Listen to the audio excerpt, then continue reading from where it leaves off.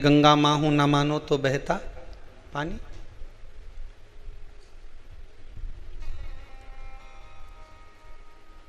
पितरों की कथा कहती है कि बेटों का जन्म, करुण पुराण कहती है कि बच्चों को जन्म क्यों दिया जाता है, उनको जन्म देने का कारण क्या है। जगतगुरु श्री शंकराचार्य जी ने भी ये प्रश्न रखा था अपने भक्तों के सामने।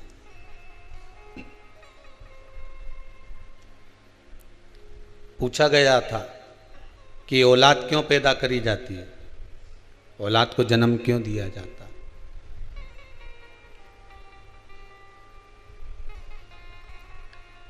एक बार बड़ी सभा में जगतगुरु शंकराचार्य जी महाराज ये प्रश्न रख दिए कि औलाद क्यों पैदा करी जाती है, संतान का जन्म क्यों किया जाता है। सबने श्री जगतगुरु शंकराचार्य जी पूछ रहे हैं, एक एक व्यक्ति खड़ा होकर बता रहा है कि औलाद इसलिए जन्म दिया जाता है कि वो हमको संभालेगी, बुढ़ापे में हमको साथ कर चलेगी। दूसरे ने कहा संतान औलाद इसलिए पैदा करी जाती है कि वो हमारे स्वास्थ्य का ध्यान रखेगी। तीसरा व्यक्ति खड़ा होकर बोला कि बुढ़ापे में किसी का साथ तो चाहिए। चौथा बोला जब हमारे जीवन में सुख दुख आएगा तो कोई साथ देने वाला तो चाहिए। श्री जगतगुरु शंकराचार्य जी ने इन सब की बात सुनी, पर जगतगुरु शंकराचार्य जी ने फिर भी मन को संतोष नहीं हुआ उस उत्तर से।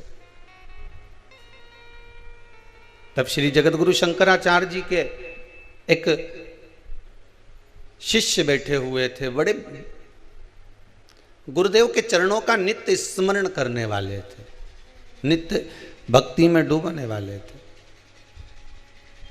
फिर उन्होंने विनती करी, गुरुदेव मैं कहना चाहता हूं, आप सुनेंगे मेरी बात। जगतगुरु शंकराचार्य जी ने कहा बोलो क्या बात है। इस प्रश्न का उत्तर मैं देना चाहता हूं, आप दे दीजिए। गुरुदेव औलाद इसलिए पैदा करी जाती है कि माता पिता में आग लगाए।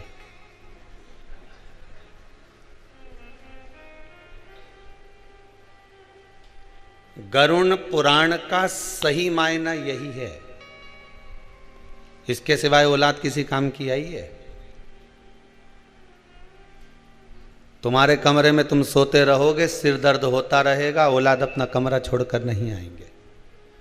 औलाद के सिर में दर्द होगा तो माँ दौड़कर चली जाएगी, बाप 50 बार पूछ लेगा बेटा चल मैं डॉक्टर को दिखाया हूँ, माँ कह देगी जरा चले जाओ, उसको स्वास्थ्य खराब है, उसका तबीयत खराब है, जाओ, बच्चा बीमार पड़ा हुआ है 4 दिन से, तुमसे पूछते नहीं बन रहा है। पत्नी का कहना मानकर पिता भी 4 बार जाकर पूछ लेगा बेटा कोई तकलीफ है, चल मैं तेरे को डॉक्टर को दिखा दूं, चल मैं तेरा चेकअप करवा दूं, चल मैं ऐसा कर दूं। माँ 50 बार पूछ लेती है बेटा तुझे तकलीफ क्या है, तुझे दुख क्या है।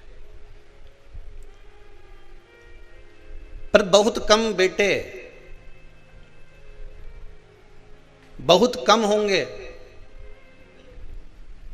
ऐसा नहीं कहता हूं कि नहीं होंगे, होंगे पर बहुत कम।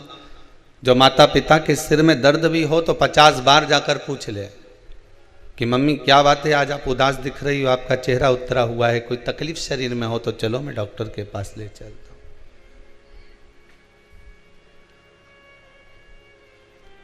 सही मायना तो यही है कि औलाद इसलिए पैदा करी जाती है कि अंतिम समय में आग कौन लगाएगा।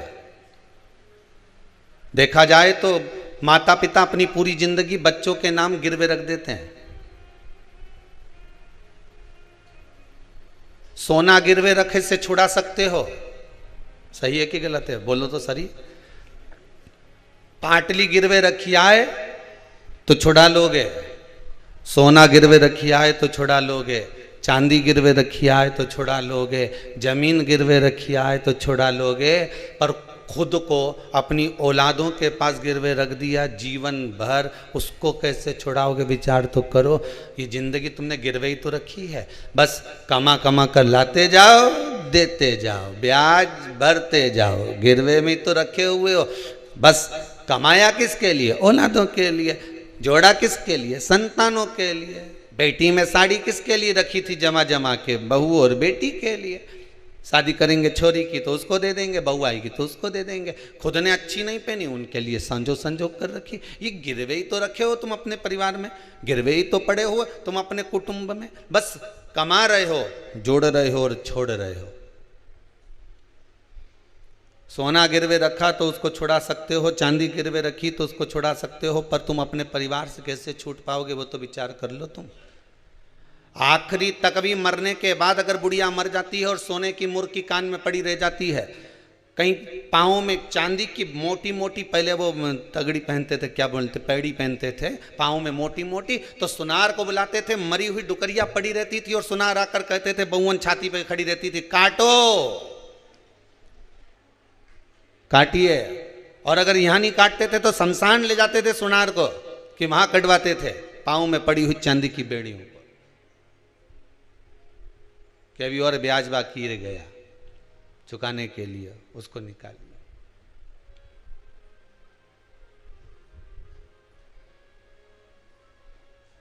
पूरी जिंदगी लगा दी आपने, पूरा जीवन, पूरा जीवन।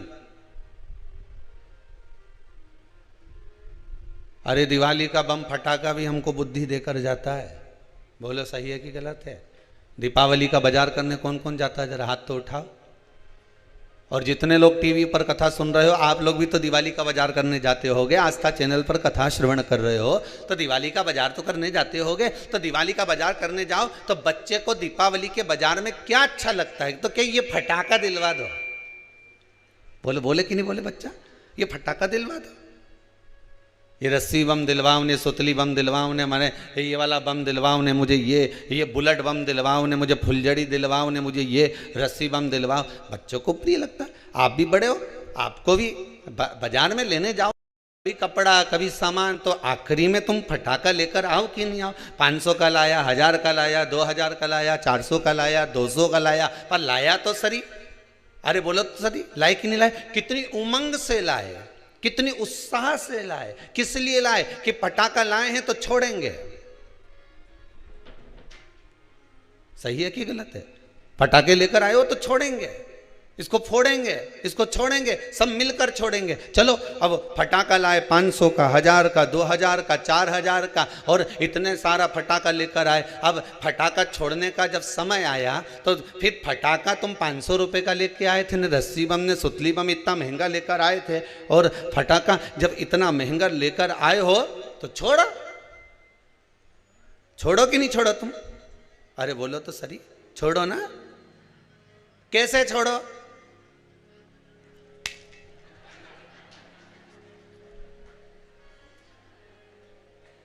अब जब तुम 500 का लाए हो, अरे बोलो तो जम के, 2000 का लाए, इतनी बड़ी पेटी खरीद कर लेकर आए, इतना सारा पैसा खर्च कर कर लेकर आए हो, तो अब सारा घर का लोगों को क्यों, अब मैं फटाका छोड़ूंगा नहीं, सब यहीं खड़ा रहो, हिल मत जाना, और मैं खड़ा खड़ा देखता रहे फूटे कैसे हो सके। बोलो तो सही। 500 का फटाका लेकर आया और आग लग गई न, भाग गया।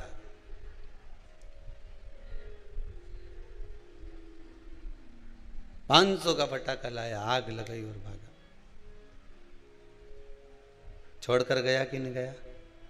अरे बोलो तो जम के, छोड़ा, भागा। उसी तरह फटाके भी हमको ज्ञान देते हैं कि 500 का लेकर आया था ने, आग लगा के 2 मिनट में भाग गया। अगर खड़ा रहता तो मुंडा काला होता कि नहीं होता? अरे बोलो तो सही है। और मुंडा तो मुंडा काला होता ने, हाथ पैर का कई होता, ये तो राम जी जानता। भागना पड़ा छोड़कर। उसी तरह 500 का फटाका लाए, छोड़कर भागना पड़ा। बस एक निवेदन है संसार में आए हो, बहुत सी चीज़ें खरीदना पड़ेगी। ये घर परिवार कुटुंब कबीला सब कुछ हमने जोड़ा, ये समझ लेना फटाका है और एक दिन इसको छोड़कर भागना पड़ेगा। रह नहीं सकते इसके पास, इस फटाके के पास खड़े नहीं रह सकते आप। और आप में किसी में सामर्थ्यता हो तो खड़े होकर बता देना, एक पेटी में आग लगा वहीं खड़े रह जाए। अभी दशहरा आने वाला है, किसी से कह देना रस्सी बम हमारे सामने जला, मैं तो यहीं खड़ा, जा कर क्या कर लेगा। 1000 रुपए का लेके आया हूं मैं, 5000 का लेके आया, ने आग लगा मेरे सामने लगा, परिवार वाले के इकट्ठा कर लेना, रे फटाका है अभी आग लगाऊं, देखो 5000 का लेके आया हूं, खड़े रहोगे? नहीं, आग लगाए ना भागना पड़ेगा। उसी तरह परिवार कुटुंब कबीला नाते रिश्ते, fridge cooler washing machine drawing, ये सोफा ये पलंग ये मकान ये जमीन ये जायदाद, सारी संपदा हमने जोड़ी, ये फटाके की तरह है। जिस दिन परमात्मा आग लगाएगा उस दिन भागना पड़ जाएगा, तुरंत छोड़कर जाना पड़ेगा, इस संसार सागर से निकलना पड़ेगा। बस इतना ध्यान रखो, पेटी पास में रखो, सुतली बम पास में रखो, रस्सी बम पास में रखो। निवेदन है पर आग मत लगाना, आग लगा हुए तो भागना पड़ेगा। रहो संसार में, रहो कुटुंब में, रहो परिवार में, नातों में रिश्तों में, कहीं रहने की मना नहीं है, खूब रहो।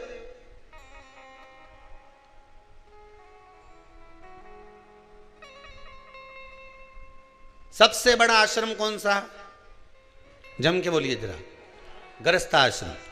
जितने लोग टीवी पर कथा सुन रहे हैं सब सावधानी से ध्यान से सुनना। सबसे बड़ा आश्रम कौन सा? गृहस्थ आश्रम। कोई तुमसे कहे साधु बन जाओ, कि हम तो नहीं बने दादा। कोई तुमसे कहे सन्यासी बन जाओ, तो कहने रेन दे दादा, तुम्हारा पांव पड़े, सारा साधु सन्यासी हम तो खूब देखिया, हमें नहीं बनना। कोई बोले तुमसे साधक बन जाओ, तो हमें वे भी नहीं बनना। कोई तुमसे कहे कि कोई तपस्वी बन जाओ, जोगी बन जाओ, सन्यासी बन जाओ, तो कि हम तो वे भी नहीं बने दादा, हम तो घर में 2 रोटी बनाए खाएं। तो कोई तुमसे कहे कि नर्मदा के घाट पे जाके बैठ जाओ, रेन दे दादा, घर के बाहर बैठो तो बस योर वाला महाराज चिल्ला चिल्ला के बोले, मत तुम क्योंकि नर्मदा के घाट बैठ जा, रहने दे तू तो। फिर कहीं का बोले कि गंगा के घाट पर जाकर बैठ जा, हम तो घर में भले मन चंगा कटोते में गंगा।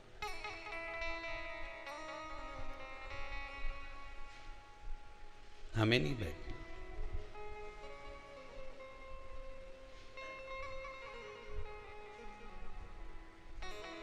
फिर कहाँ रहोगे? तो कहा जैसे मीरा घर में रहती थी, नामदेव जी घर में रहते थे, रामकृष्ण परमहंस जी घर में रहते थे, संत तुकाराम जी घर में रहते थे, मुक्ताबाई घर में रहती थी, कर्माबाई घर में रहती थी। भगवान उसको मिला कि नहीं मिला? मिला ना। ऐसे ही हम भी घर में रहेंगे। घर में रहना कोई सरल बात है? अरे भैया, माना कठिन है घर में रहना, पर घर में ही तो भगवान मिलेगा। यशोदा रानी को मिल गया, नंद बाबा को मिल गया, मेरे दशरथ जी महाराज को मिल गया, कौशल्या मैया को मिल गया, तो मुझे क्यों नहीं मिलेगा? मिलेगा तो मेरे ही घर में, क्यों नहीं मिल सकता? रहो घर में। बस इतना याद रखो, जैसे किसी एक सेठ जी के लड़के की शादी,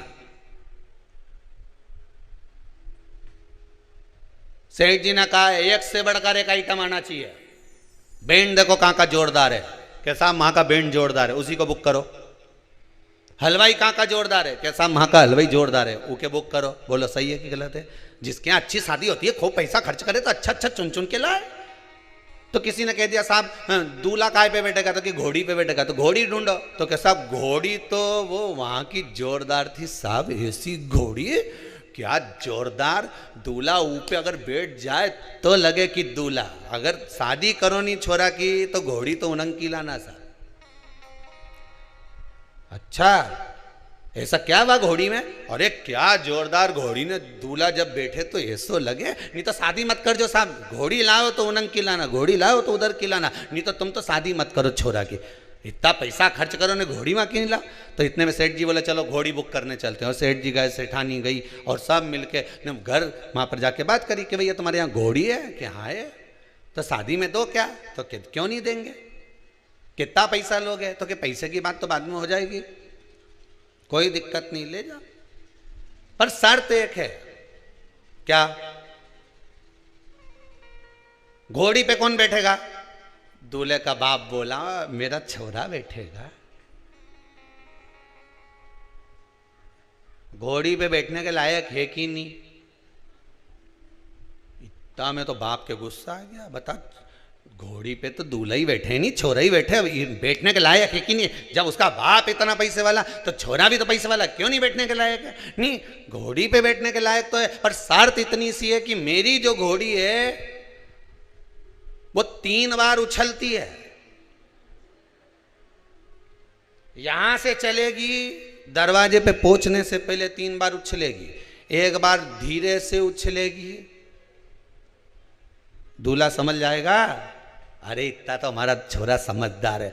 दूसरी बार उछलेगी, थोड़ी दम के उछलेगी, इतना भी समझ जाए। इतने में तीसरी बार जब उछलेगी ना, फिर तो हमारे भी बस की नहीं रहे। फिर छोरा का फर्ज है कि जैसे उछले वैसे कूद जा, और नहीं कूदा तो इसके बाद जो घसीट के ले जाए नहीं, और जगह जगह से ने दोची पड़े, फिर हमारी गारंटी नहीं है। अब बोलो तुम्हें घोड़ी चाहिए कि नहीं चाहिए, तो के साहब हम फोन पे बता देंगे, हम घरे जा ही दिया। अब घर जाके इनने विचार करा तो सारा रिश्तेदार मिलने आया। तुम तो साहब माँ गए थे घोड़ी बुक करने के लिए? हाँ साहब। तो क्यों नहीं करी? जब तक घोड़ी नहीं करो नहीं तो शादी मत कर। जो घोड़ी होए तो वहीं की होए। अभी के कई की घोड़ी साहब 3 बार उछके, और आखिरी बार उछले जब तो कूदना पड़ेगा, नहीं कूदो तो फिर वो तो जगह जगह से घसीट दे, पूरा सत्यानाश मिला दे। वह घोड़ी नहीं साहब, घोड़ी करो तो वहीं की करो। सारा पत्नी ने भी कह दिया जी कर लो ना, घोड़ी करने में क्या जाने, कर तो लो, पर वो उछके 3 बार, और 3 बार उछलने में, और तीसरी बार समझदार होगा तो कूद जाएगा। पहले छोरा से पूछ लो कूदे कि नहीं कूदे। तीसरी बार में अगर ये कूद जाए तो मेरे को घोड़ी करने में दिक्कत नहीं है। इससे पूछो पहले छोरा से। तो छोरा से पूछा क्यों रे, थारी शादी करे ना, घोड़ी पे तुझे बिठाए ना, तीसरी बार में कूद ही जाएगा हो। अब ये तो बोल दिया कि हाँ, और ये जो घोड़ी पे बिठाया ने तीसरी बार में, पहली बार में तो जो कूदी तो ये बड़ा अच्छा लगा, कहीं उछली जोरदार, और दूसरी बार में जो उछली तो बापड़ा गिरता गिरता बच्चिया फिर भी दम से, और तीसरी बार में तो घोड़ी जो उछली तो कूदिया नहीं पड़ा, नहीं कूदा तो घोड़ी ने के पाँव में फंसा लिया, और फंसा के जो लई ने दौड़ी ने सब दूर से घसा पसा कर दिया पूरा सब। अब तो पहचान में नहीं आए कि ये दूल्हा है कि बावर्ची है, पहचान में नहीं आया। बस ये घोड़ी की कथा नहीं, ये अपनी कथा है। गृहस्थ आश्रम में चलते चलते सबको घोड़ी पर बैठना है। 3 बार घोड़ी उछलती है, बचपन, जवानी और अधेड़ी। जिसने अधेड़ी तक संभल लिया बुढ़ापा सवर गया। बचपन में उछलेगी घोड़ी, तब थोड़ा संभलना है। बचपन में माँ बाप संभाल लेंगे, बेटा गलत तो नहीं जा रहा, गलत संगत में तो नहीं पड़ रहा, संभलना है। जवानी आएगी घोड़ी उछलेगी। अभी तो हम कॉलेज में पढ़ रहे हैं, तो क्या फेसबुक पे बात नहीं करे?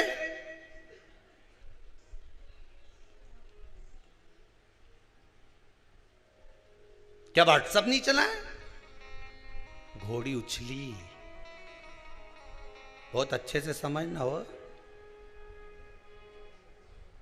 बचपन में उछली, माता पिता ने संभाल लिया। जवानी में उछली, डामाडोल हो गया, डामाडोल। और तीसरी बार में कूदना जरूरी है। अधेड़ी आए तब। शादी हो गई, बच्चे हो गए, सब अपने अपने काम धंधे से लग गए, फिर उचकी। बस जब बच्चे काम से लग गए, परिवार सही हो गया, धन दौलत तुमने कमा कर दे दिया, सत्ता ला कर दे दी, सबको सब लायक कर दिया, अब तुम्हारा फर्ज है कि घोड़ी से उचक जाओ, चलो परमात्मा की ओर। तीसरे नंबर पर जब घोड़ी उच के सब अपनी अपनी जगह सेटल हो जाएं, सब अपनी अपनी जगह काम पर लग जाएं, तो उचक कर परमात्मा के पास चले जाना, उचक कर भगवान की शरणागति में चले जाना, शिव के चरणों में जाकर बैठ जाना, भगवान की भक्ति में जाकर बैठ जाना। और अगर नहीं बैठे तो घोड़ी रपेटना जानती है, अर्थात अधेड़ी अगर बेकार हो गई, बुढ़ापा बिगड़ जाएगा, बुढ़ापा बेकार हो गया तो अगला जन्म बिगड़ जाएगा। कई लोग हैं अगला जन्म बिगड़ गया लोगों का, कहीं हाथ बेकार, कहीं पाँव बेकार, कहीं शरीर बेकार। किसी से जाकर पूछें गुरुजी बताओ ये हमारे यहाँ बच्चा हुआ ऐसा क्यों हुआ, बेटी हुई ऐसी क्यों हुई, भाई हुआ ऐसा क्यों हुआ, कुटुंब में ऐसा क्यों हो गया, ऐसा व्यक्ति क्यों पैदा हो गया, उसको शरीर में ऐसी विकलांगता क्यों उत्पन्न, उससे पूछो। क्योंकि जन्म मिला था, बचपन, जवानी, अधेड़ी, बुढ़ापा, मनुष्य का शरीर मिला था साधने के लिए, पर परमात्मा का नहीं हो पाया। आखिरी में ना बचपन में लांगा ना जवानी में लांगा। घोड़ी तो उछली थी, अगर कूद जाता तीसरी बार में भगवान के चरणों में पहुंच जाता तो शायद अगला जन्म संवार लेता, पर अगला जन्म संवार नहीं सका। परमात्मा ने बारंबार मौका दिया। ऐसा कोई मनुष्य पैदा नहीं हुआ संसार में, चाहे राजा हो, रंक हो, भिखारी हो, चाहे ब्राह्मण, संत, साधु, सन्यासी, तपस्वी, साधक, उपासक, कोई भिक्षुक, कोई भिखारी, कोई राजा, कोई सांसारिक मनुष्य, कोई गृहस्थ आश्रम में रहने वाला, कोई घर में रहने वाला व्यक्ति, हर एक व्यक्ति को मेरा भोलेनाथ एक मौका जरूर देता है। किसी व्यक्ति से उसको एक बार जोड़ देता है कि मैंने तुझे मौका दिया है, इससे जुड़ जाना और जुड़ने के बाद तेरी जिंदगी संवार लेना। इस व्यक्ति से मैंने तुझे जोड़ा है, तेरे विश्वास से तुझे जोड़ा है। भगवान शंकर, मेरा भोलेनाथ, मेरा राम, मेरा कृष्ण, मेरा परमात्मा संसार के हर मनुष्य को, चाहे वो कोई मंत्री हो, संतरी हो, गृहस्थी हो, चाहे भिखारी हो, चाहे कोई किसी भी धर्म का, किसी भी वर्ण का, किसी भी गोत्र का हो, हर व्यक्ति को, चाहे छोरा हो चाहे छोरी हो, चाहे व्यक्ति हो, हर व्यक्ति को भगवान एक बार किसी अच्छे व्यक्ति से जुड़ने का मौका देता है कि इससे जुड़ जाना, अपनी जिंदगी बना लेना। पर उससे जुड़ने के बाद भी आप अलग होकर अपनी जिंदगी को नरक बना लो तो तुम्हारा जीवन व्यर्थ बेकार है। उससे जुड़ने के बाद भी तुम अगर परमात्मा के नहीं हो पाए तो फिर संसार में किसके होगे?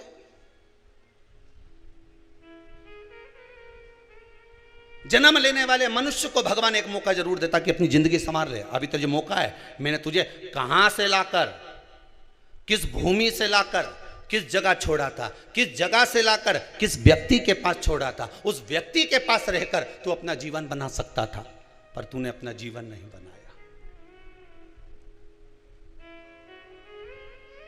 मौका दिया परमात्मा ने, पर हमारा अहंकार, हमारा अभिमान, हमारी अहमता हमको जुड़ने लगी। हमारा काम, हमारा लोभ, हमारी आसक्ति, हमारी तृष्णा, हमारा विषय हमें जुड़ने नहीं दिया। आसक्तियों में फंस गए।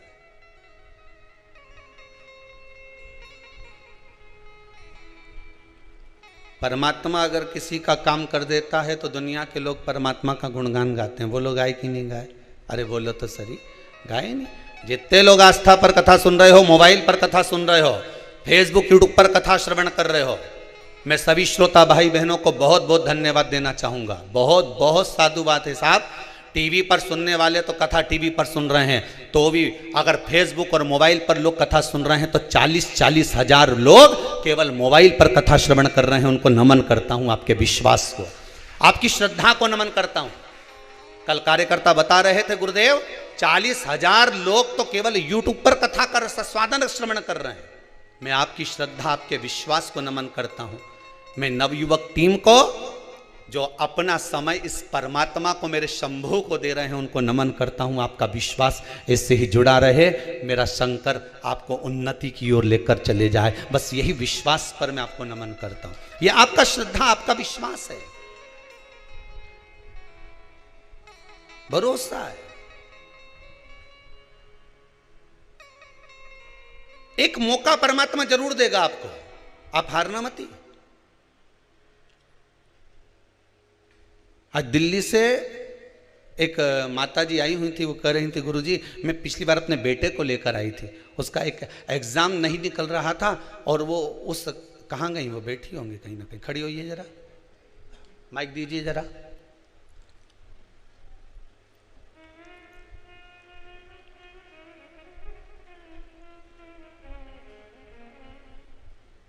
कहाँ से आई हैं दीदी आप? चालू करिए उसको। कहाँ से आई हैं? चालू है, चालू दे दो। दिल्ली से आई। दिल्ली में कहाँ रह रहे हैं? दिल्ली में सादरा। कैसे आना हुआ आपका? मैं उस पे आई थी शिवरात्रि, श्रावणी शिवरात्रि पे आई थी, उसके एक पेपर नहीं निकल पा रहा था फाइनल का जी। मैंने वो पूजन करवाया और पशुपतिनाथ का व्रत रखा जी। आपके बताए हुए सारे उपाय करे मैंने, वो पास हो गया। मैं बहुत बहुत धन्यवाद देने आई हूँ गुरुजी, बहुत बहुत धन्यवाद देने आई हूँ बाबा जी, बाबा की कृपा। आज एक दिल्ली से और भाई आए हुए हैं, वो अभी रास्ते में हमसे कह रहे थे गुरुदेव मेरे बेटे का जॉब नहीं लग रहा था। कहाँ है वो? कहाँ बैठे हैं? मेरे बेटे का जॉब नहीं लग रहा था गुरुदेव, पर बाबा की कृपा ऐसी हुई, उनको धन्यवाद देने के लिए हम आए। कहाँ है? कोई दिख रहा है? कहाँ गए? दिल्ली वाले जो आए हुए थे गए होंगे शायद। बेटे का जॉब नहीं लग रहा था गुरुदेव, बड़ी कृपा करिए बाबा। शंकर करुणा सागर है, उसकी दया के बिना संसार में कुछ नहीं हो सकता। आज एक माता जी आई थी, कह रही थी गुरुदेव बेटे की शादी के लिए इतने परेशान हो गए, इतने परेशान हो गए, इतने परेशान हो गए। कहाँ गई वो? कहाँ से? धार से थी, कहाँ से थी? बाद में वो बैठी थी, खड़ी होइए जरा, देव जरा माइक। इतनी खुश थी कि आंख में आंसू भर गए। ऐसी माता को भी मैं धन्यवाद देता हूँ साहब। सब जगह से जब हार गए, अंत में शंभू की शरण में गए और बाबा ने अगर हाथ पकड़ा तो इससे बढ़कर खुशी और क्या हो सकती है? जरा विचार करिएगा। कहाँ से आई हैं माँ आप? राऊ से, इंदौर से। इंदौर राऊ से आए हैं। बहुत परेशान हो गए थे गुरुजी, मतलब रिश्ता बनते बनते फिर टूट जाता था। अब बाबा ने कर दिया। 3-4 बार ऐसा हुआ, फिर मैंने ना आपके उपाय करे और पशुपतिनाथ का व्रत करा। जय हो पशुपतिनाथ की। हो गया ना? दूसरे ही सोमवार को रिश्ता पक्का हो गया और अब शादी भी हो गई। जय हो भोलेनाथ जी की जय हो। बैठिए बैठिए। बहुत बहुत धन्यवाद प्रभु जी। एक अहमदाबाद से कोई आए हुए हैं, बड़ा सुंदर व्याख्यान कर रहे थे। अहमदाबाद वाले कहाँ हैं? खड़े होइए जरा, पहुंचाइए जरा माइक। आज खुशी इस बात की है कि आप लोग इतने प्रसन्न होकर आए हो ना कि दिल खुश हो गया। कि आनंद किसको कहते हैं कि यहाँ मालूम पड़ता है। कहाँ से आए आप? हर हर महादेव, अहमदाबाद से आया हूँ गुरुजी। अहमदाबाद में कहाँ से आए? रानी पार्टी सर्कल जी। आज आपके चेहरे पर बड़ी खुशी थी, किस बात की खुशी थी? खुशी तो सबसे बड़ी है कि पूर्ण जन्म दिया है, वापिस जन्म मिल गया। वापिस जन्म। पिछली साल कोरोना में मैं इतना डर गया था कि मेरे जीजा जी और जीजी साथ में आए जी, उनको भी घर पे नहीं आने दिया मैंने। ओहो, किसी को भी घर पे नहीं आने दिया। मेरी एक दुकान थी वो भी बंद कर दी जी, पैसे भी नहीं लिए किसी से मैंने जी। और पिछली साल से सावन के महीने से पैसे खत्म हो गए जी। उसके बाद में मतलब पैसे ऑटोमेटिक आते रहे घर में, किसी के पास से कोई 1 रुपया भी नहीं लिया कहीं से। बाबा देता रहा, बाबा ऐसा देता रहा कि घर में अभी भी पैसे रखे हैं। जय हो, बहुत बहुत धन्यवाद। बाबा की कृपा आप पर ऐसी बनी रहे। बैठिए, विराजिए। शिव कृपा करे, करुणा करे मेरा दयालु, तो उसकी करुणा में कोई कमी नहीं होती। केवल ये 3 ही नहीं, यहाँ पर इतने लोग आए हुए हैं बाबा की कृपा से। आपका विश्वास आपको लेकर आया है, भरोसा लेकर आया। इस धरा पर अगर आप आए हैं तो हमारा तो विश्वास है, जो नहीं भी आए उनसे कहते हैं कि शिव महापुराण की कथा आप दिल से श्रवण करना।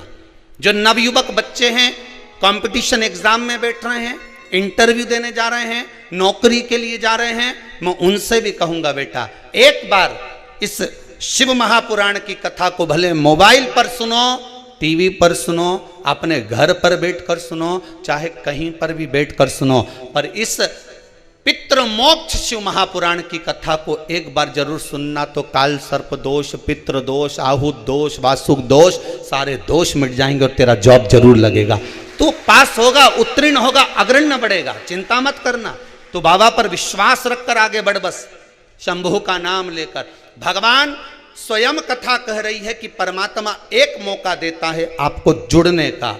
अगर आप जुड़ गए तो परमात्मा आपको ले जाकर कहीं अच्छी जगह छोड़ देता है, अच्छी जगह।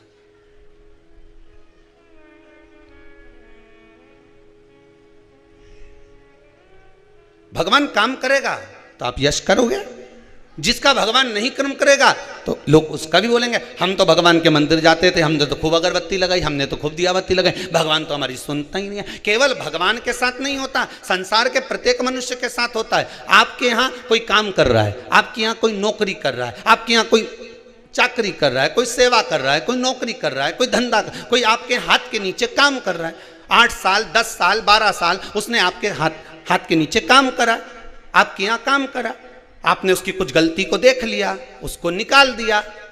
अब वो व्यक्ति जिसको निकाला है तुमने, वो तुम्हारी बड़ाई करेगा कि बुराई करेगा? बुराई ही करेगा ना, कि बड़ाई कर देगा? अरे बोलो तो जम के, बुराई ही करेगा ना, क्योंकि 10 साल तो यहां खूब खाया, आपके पास में खूब रहा, 10 साल तो आपके पास में रहकर खूब चकाचक की जिंदगी थी, और जब आपके पास से, आपकी नौकरी से, आपके दरवाजे से निकाल दिया गया, उसका व्यवहार, उसका व्यवसाय देखकर, उसका स्वरूप देखकर, उसकी गलत काम देखकर, तो वो तुम्हारी बड़ाई नहीं करने वाला, वो तुम्हारी जगह जगह केवल बुराई ही करेगा। अब उसके बुराई करने से तुम्हारा कुछ बिगड़ने वाला है क्या? हाथी जाए बाजार और कुत्ता भोके 1000, उससे कुछ बिगड़ेगा क्या तुम्हारा? कुछ नहीं। तुम तो हाथी जैसे दुम हिलाकर, अलमस्त सूंड हिलाते हुए अपनी जिंदगी को आगे बढ़ाते चलो। दुनिया आग लगे बस्ती में, अपन रहो मस्ती में, क्या किसको रोइए, चादर तान के सोइए। आप अपनी जिंदगी मस्त जियो।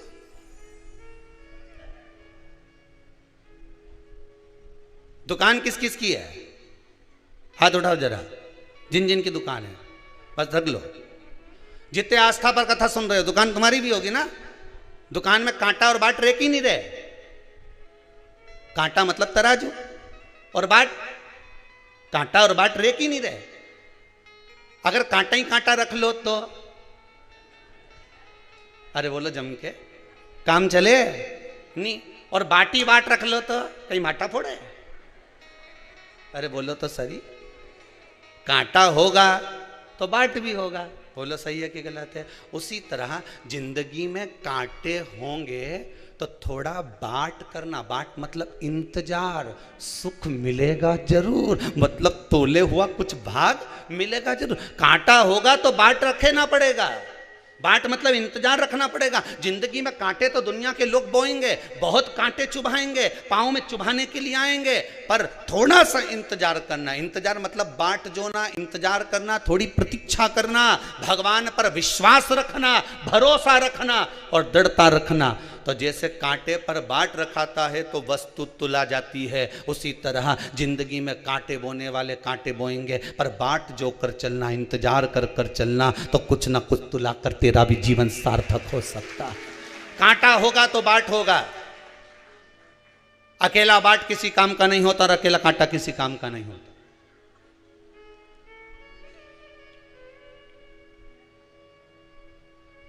वो किसी काम का नहीं।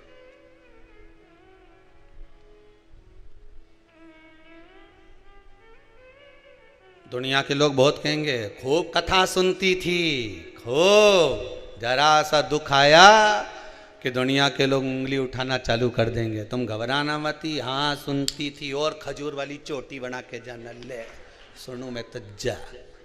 क्या कर ले? अब दुख आन पड़ा, इतनी तकलीफ आई, क्या कर लिया तेरे बाबा महादेव ने? तो क्या उसने करा तभी तो इतनी शान से जी रही।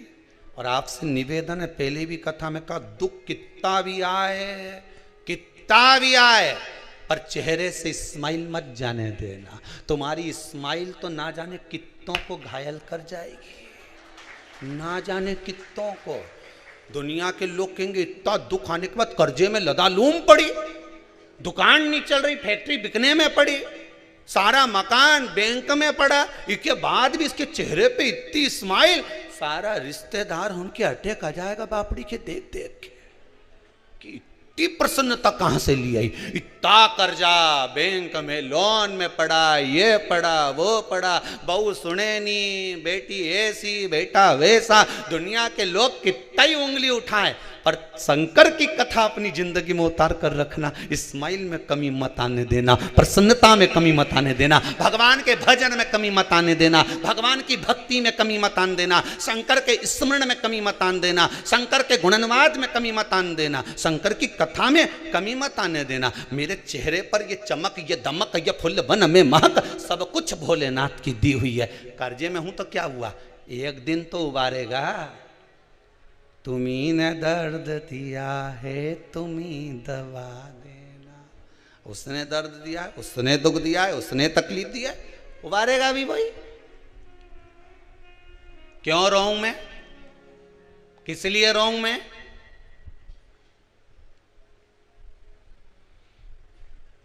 गुरुजी मेरी जमीन पे कब्जा कर लिया। ओहो, तेरे मन पे तो नहीं करा, काय पे करा है? जम के बोलिए, जमीन पर। गुरुजी मुझे बताया ही नहीं, रजिस्ट्री करा ली। कोई बात नहीं, तेरा भाग्य पे तो रजिस्ट्री नहीं कराई। अरे बोलो तो सही, कराएगा? तेरा मन, तेरी बुद्धि, तेरा चित्त सब ले जाके भगवान पर सौंप दे, फिर देखें वो रजिस्ट्री काम आएगी कि ये रजिस्ट्री काम आएगी। फिर देखा जाए वो काम आएगा कि ये काम आएगा। संसार के लोगों से व्यवहार निभाओगे तो एक ना एक दिन धोखा खाओगे, पर मेरे महादेव से व्यवहार निभाओगे तो दुनिया के लोगों के मुख चुप करके ऊपर बढ़ते चले जाओगे। संसार के लोगों से व्यवहार नहीं निभाना। संसार के लोगों में तो ऐसे रहना जैसे जल में कमल का फूल रहे। मेरे अवगुण दोष समर्पित हो सरकार तुम्हारे चरणों में। हमें परिवार में, नातों में, रिश्तों में, कुटुंब में, कबीले में सबके साथ रहो, कमल के फूल के जैसे रहो। कमल का फूल के नीचे कितना कीचड़ ले, पर फूल कितना जोरदार रहनी। ओके, देखते से तोड़ने का मन करे, जो तोड़ने जाए वो पहले कीचड़ में धस जाए, जब पहले धस। कमल के फूल के तोड़ने जाए। भगवान कहते हैं मेरा भक्त जो मेरा स्मरण करता है, मेरे शंकर कहते हैं जो मेरे मंत्र में डूबा रहता है, जो शिव महापुराण में हमेशा डूबा रहता है। रात को भी मन नहीं लग रहा तो मोबाइल में कथा सुनने बैठ गए, दिन में मन नहीं लग रहा तो कथा सुनने बैठ गए। अभी 2-4-8 दिन नहीं आई ना तो लोगों की नींद नहीं आई। सिवर वाला महाराज कब कथा सुनाएगा, राम जी कब कथा आएगी। तो हमारे कार्यकर्ता बोले यहाँ से ऑफिस में से कि और भी तो आ रही कथा, वो सुन लो। नहीं, सिवर वाला कब आएगा? नहीं तो कथा सुनो, मना नहीं, पर मन नहीं लगे। खानो नहीं भावे, मन पीनो नहीं भावे रे। कल एक माता जी ने लिख के भेजा है, क्या नाम है, रामेती बाई लिख के भेजी है रतलाम से। गुरु जी को धन्यवाद देना, अगर श्राद्ध में कथा नहीं आती तो मुझे पूड़ी और खीर भी नहीं भाती। धन्य है रामेती बाई थारे।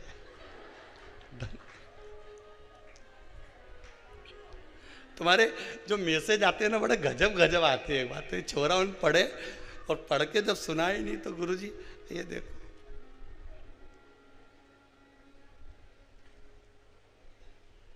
एक तो दादा हमें वो लिखना नहीं आया, नहीं तो हम ऐसे टाइप कर करके भेज दें। अब माला जपे कि टाइप करें यही समझ में नहीं आता। अब तुम्हें नहीं तो हम भी भेज देते हैं। हाँ री रामेती भाई बिल्कुल सही बोली रे तू, तो चित्त धरा है। भजन हो,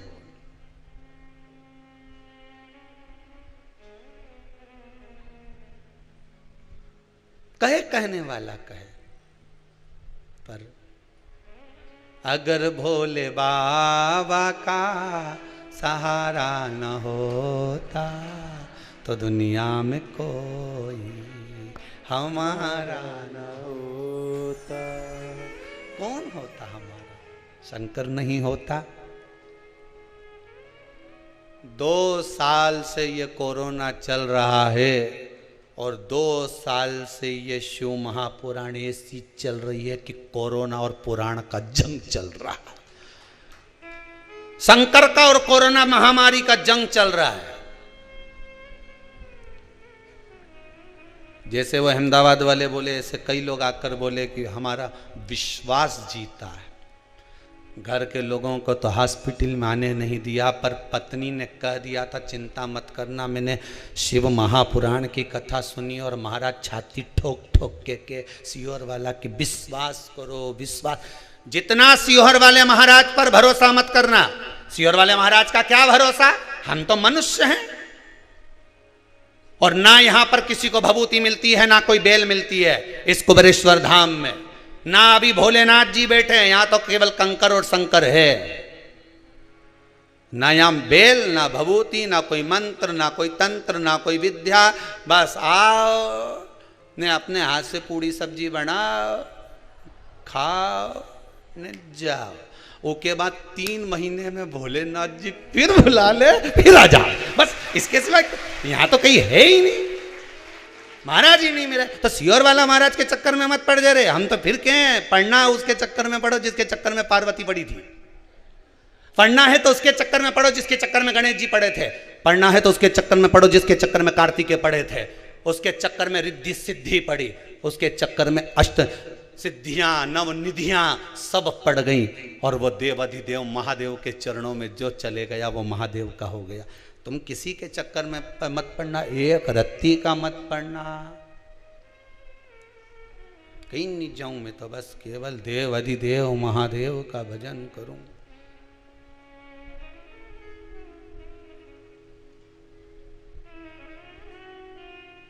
स्वयं भगवान विष्णु से पितृ देवता कहते हैं।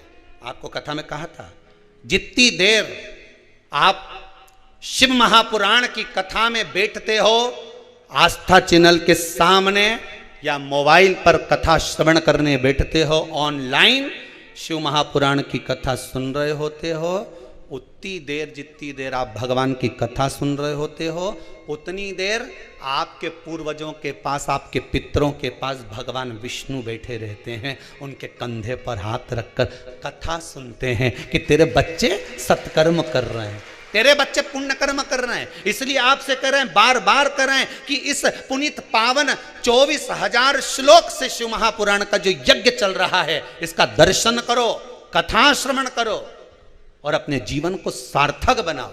जितनी देर आप कथा में बैठे उतनी देर आपके पूर्वजों के पास मेरे नारायण बैठे, उनके पास भगवान बैठे।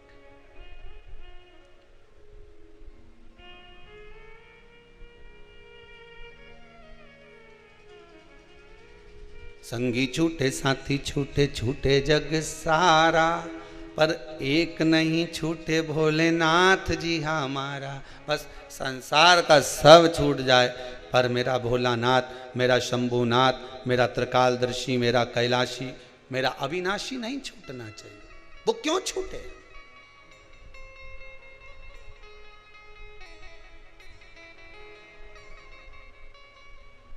संसार का व्यक्ति पीछे पड़ा हुआ है। हाँ, हमारा बुढ़ापा कैसे निकलेगा, हमारे बच्चे नहीं होंगे तो हमारे को वो आग कौन देगा? अभी शंकराचार्य जी का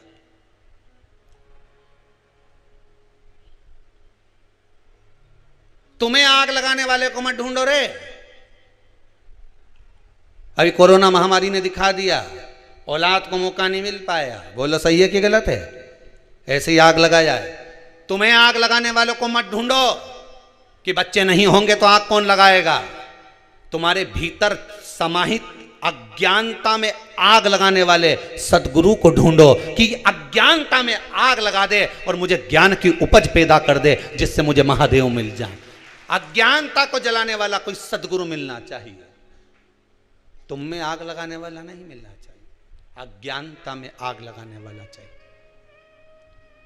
4 बांस, 4 कंधे और 40 कंडे, ये तो कोई भी दे देगा। आखिरी समय में इतना ही सामान चाहिए। जिसके नहीं मालूम है लिख लो, जिसके नहीं मालूम लिख लो। क्या क्या?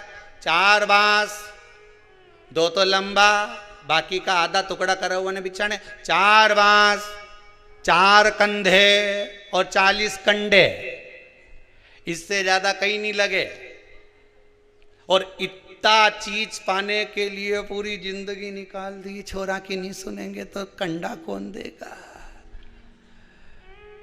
बहू की नहीं सुनेंगे तो फिर अब ये 4 बांस, 4 कंधा और 40 कंडा तो तुम नी भी चोरा चोरी के पूछो तो भी कोई दे देगा। ये कोरोना महामारी में दिखा दिया, नहीं पूछोगे तो भी दे देगा। भगवान तो कहा गीता जी में कि ये मीरा, कर्मा, नामदेव, ध्रुव, प्रहलाद, संत, महात्मा, साधु, सन्यासी, तपस्वी, साधक, उपासक जो एकांत में तप कर करके मर जाते हैं, इनके कौन सी औलाद अंतिम संस्कार करने आती है? इनको कौन 4 कंधा देने आता है? इनको कौन 40 कंडे देने आता है? इनको 4 बांस देने कौन आता है? भगवान कहते कोई दूसरा नहीं आता।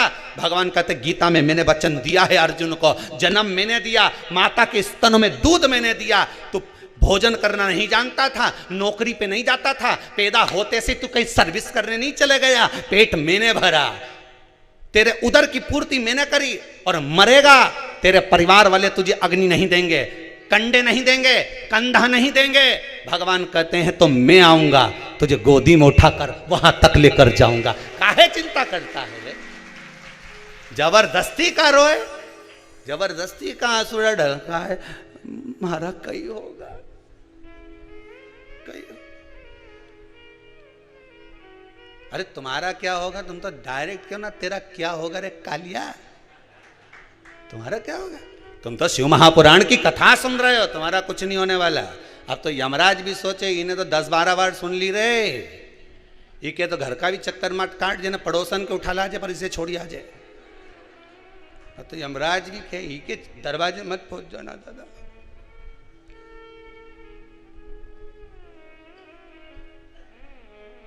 यमराज बनावे बंदी और काया हो गई गंदी, मेरे प्राण छूटे भोलेनाथ तो तू नंदी लेकर।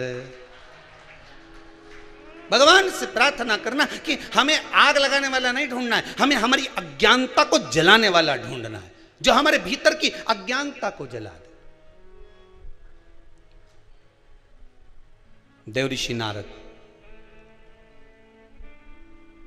कितना श्रीमन नारायण करते थे, बोलो सही है गलत है? कि मैं तप करने जाऊंगा, शिव महापुराण में लिखा है, तप करने गए,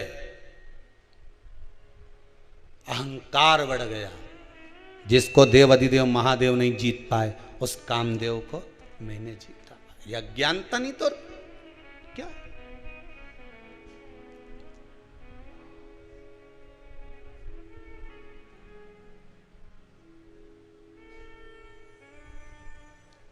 अब ये सबसे पहले उठ के किसके पास गए? शंकर जी के यहाँ गए थे कि नहीं गए थे? कथा में बताया था। कौन?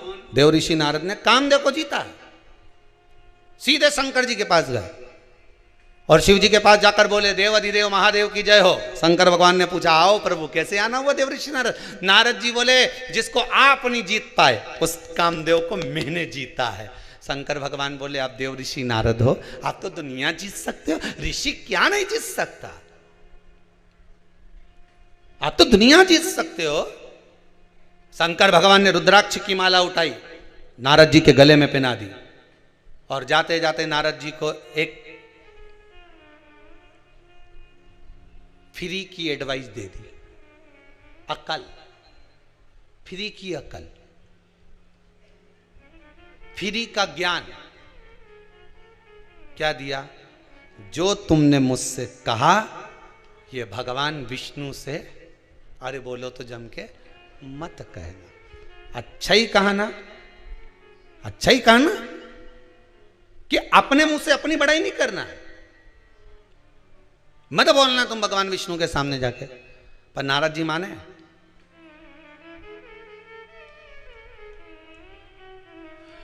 फ्री की चाय बटे तो भीड़ लग जाए रे, बोलो सही है कि गलत है? और मैं लिखा रे फ्री की चाय तो थोड़ी तुम कहीं पी रहा हो यहाँ होटल पे, अंदर फ्री में। बोलो सही है कि गलत है? फ्री की कचौड़ी बटे तो, अरे बोलो जम के, भीड़ लग जाए। फ्री का कम्बल बटे तो, ये सो जोरदार कम्बल, कहीं जोरदार। कितना का लिया? फ्री में मिल रही है, चले जा।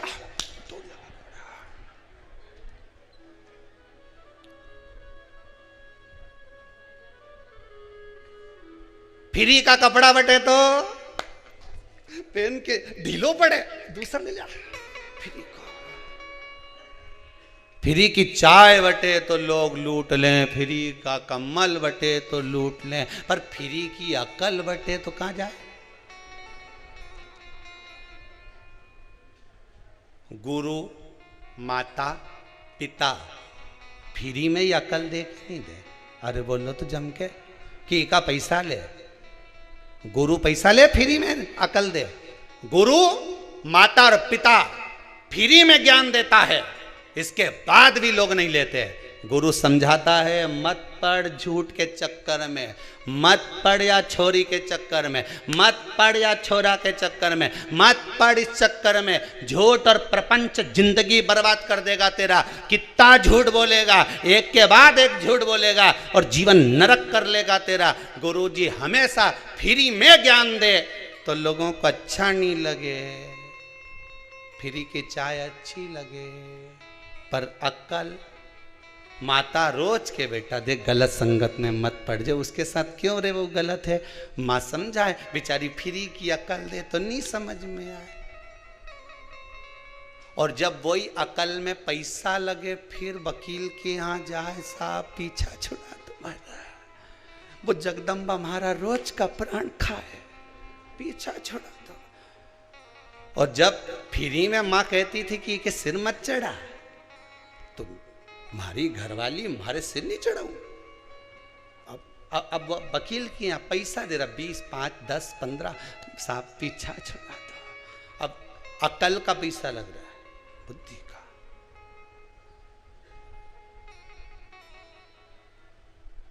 गुरु माता पिता फ्री में ज्ञान देते हैं, कौन सा तुमसे पैसा ले? अरे गुरुजी बराबर तो जीवन में कोई नहीं हो सकता, सदगुरु बराबर दुनिया में कोई नहीं हो सकता। एक कथाकार जब कथा करने बैठता है व्यासपीठ पर, जितने कथाकार कथा करने बैठते हैं ये अपनी तिजोरी का माल लेकर बैठते हैं। उनकी तिजोरी है श्रीमद् भागवत, शिव पुराण, रामायण, और इस तिजोरी के माल को भरे मंच से लुटाना प्रारंभ करते हैं कि राम नाम के हीरे मोती मैं बिखराऊं गली गली, ले लो रे कोई, अरे जम के तो बोलो, ले लो रे कोई राम का प्यारा, शोर मचाऊं गली गली। एक कथाकार, एक संत, एक महात्मा, एक जोगी, एक सन्यासी, एक तपस्वी, एक साधक, एक व्यास वक्ता कथा करने बैठता है तो अपनी तिजोरी का माल लुटाने बैठता है कि तुम्हें लुटा रहा हूं, ले लो, अभी भी मौका है, ले लो। जैसे वो रात के चिल्लाए, सीटी बजाए, जागते, अरे बोलो तो चमके, जागते रहो। अब उसको क्या पड़ी आधी रात को चिल्लाने की कि जागते रहो? उसको मालूम है ये कोई जगह है, सो रहे। उसी तरह गुरु जी भी दिन में चिल्लाते हैं, जाग जाओ, अभी कुछ नहीं बिगड़ा, राम कृष्ण शिव कहीं नहीं गया, तुम्हारी तिजोरी का माल कोई लूट के ले जाएगा, जाग जाओ। इस हृदय में राम और कृष्ण और शिव को बिठा लो, नहीं तो कब लुट जाएगी ये तिजोरी। श्वास जाती जा रही है, जा रही है, पूरी तिजोरी लूटती चली। बचा लो, अभी भी मौका है।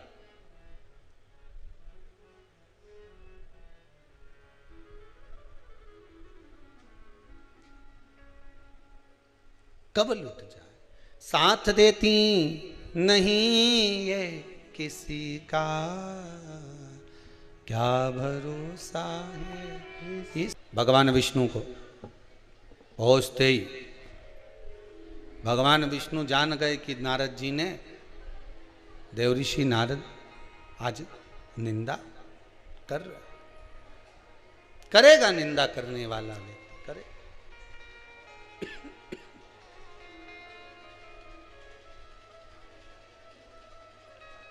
करे करे सो होन दो।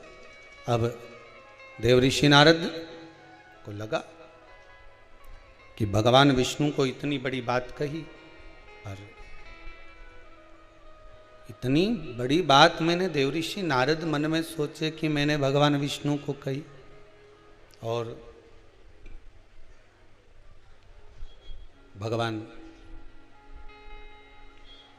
मेरी बात को तो लिए ही नहीं। निंदा करने वाला व्यक्ति,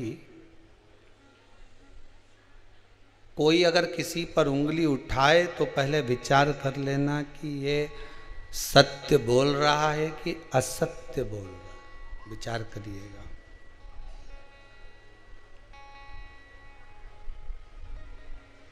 विचार करिएगा एक बार।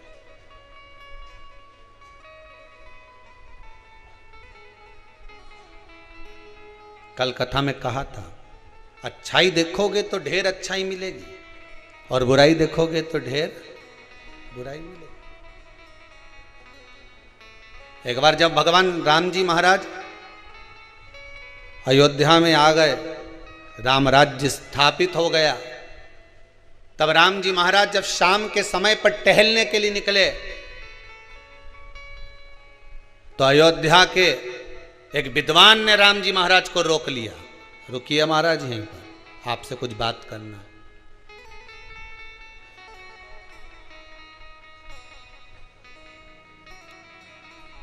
हमें आपसे कुछ पूछना है। राम जी महाराज रुके, विद्वान के चरणों में राम जी ने प्रणाम किया। कोई बहुत अगर विद्वत्ता की बात करे ना, तो उसके सामने शून्य बन जाना चाहिए। अपनी ज्ञान की परिभाषा में मत खोलना।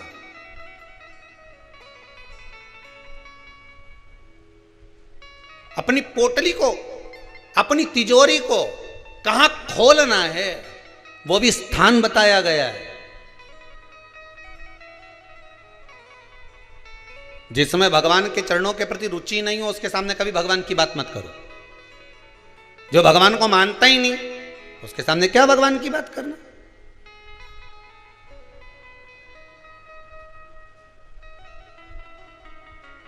ज्ञान उसी को दीजिए जो ले रहा हो।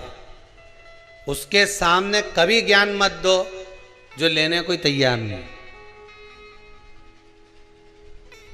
कितनी अच्छी अच्छी बात रावण और दुर्योधन को समझाते थे, फ्री की एडवाइस देते थे, फ्री का ज्ञान देते थे, कितना समझाते थे, अच्छी अच्छी बात बताते थे, तो इसके समझ में आती थी।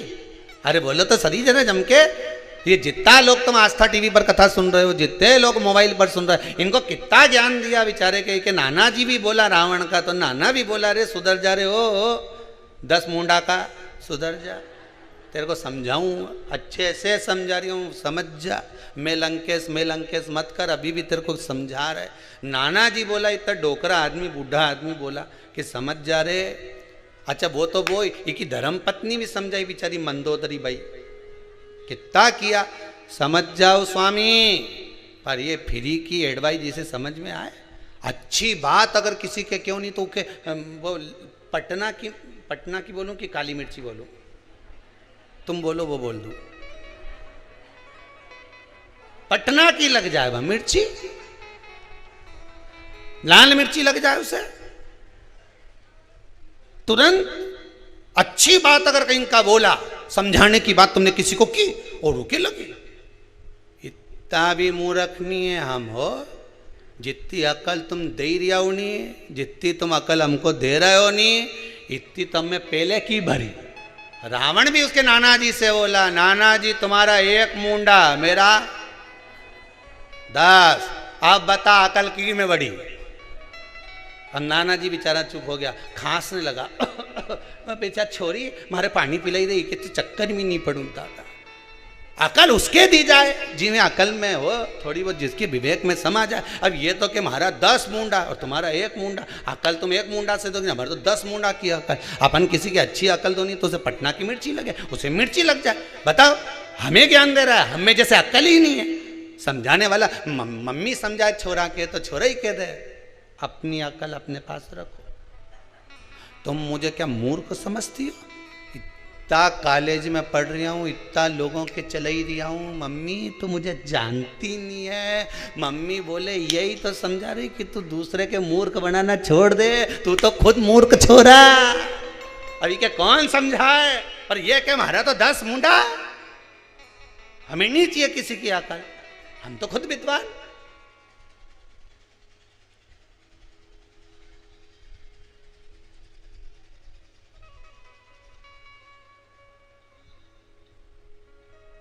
हम तो खुद विद्वान। और दुर्योधन को कितना समझाया? अब बापड़ा के बताओ, कितना भगवान कृष्ण समझाने के लिए गए, मान जा रहे हैं। देखो हाथ जोड़ो दादा, 5 गांव का राज्य दे दे इनके, क्या कि एक सुई की नोक के बराबर नहीं दो। फिर भगवान ने भी कह दिया ठीक है, आप सुई भी ले लेंगे ना नोक भी ले लेंगे, तो एक ही लग गई मिर्ची। कि बताओ, भगवान कृष्ण तो पांडवों का साथ दे रहा है, लग जाए।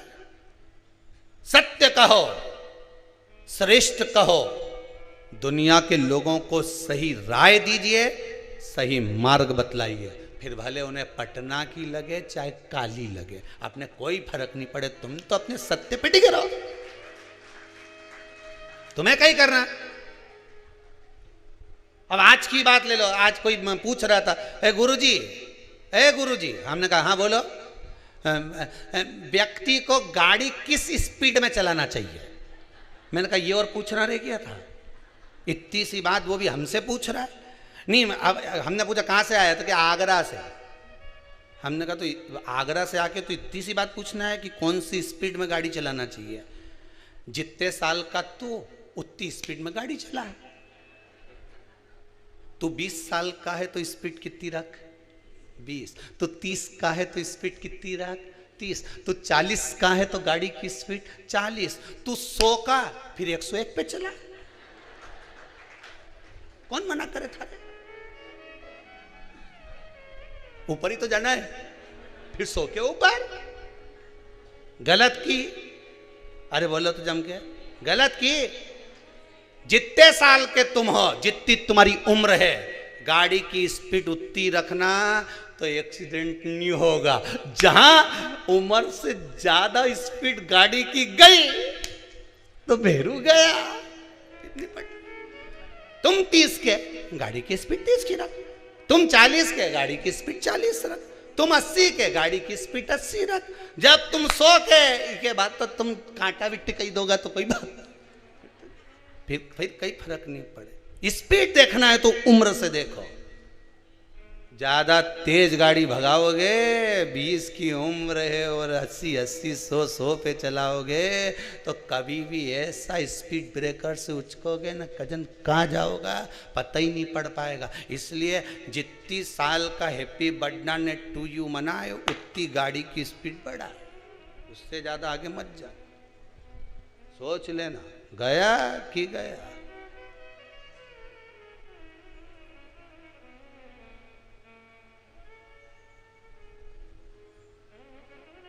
गया तो गया।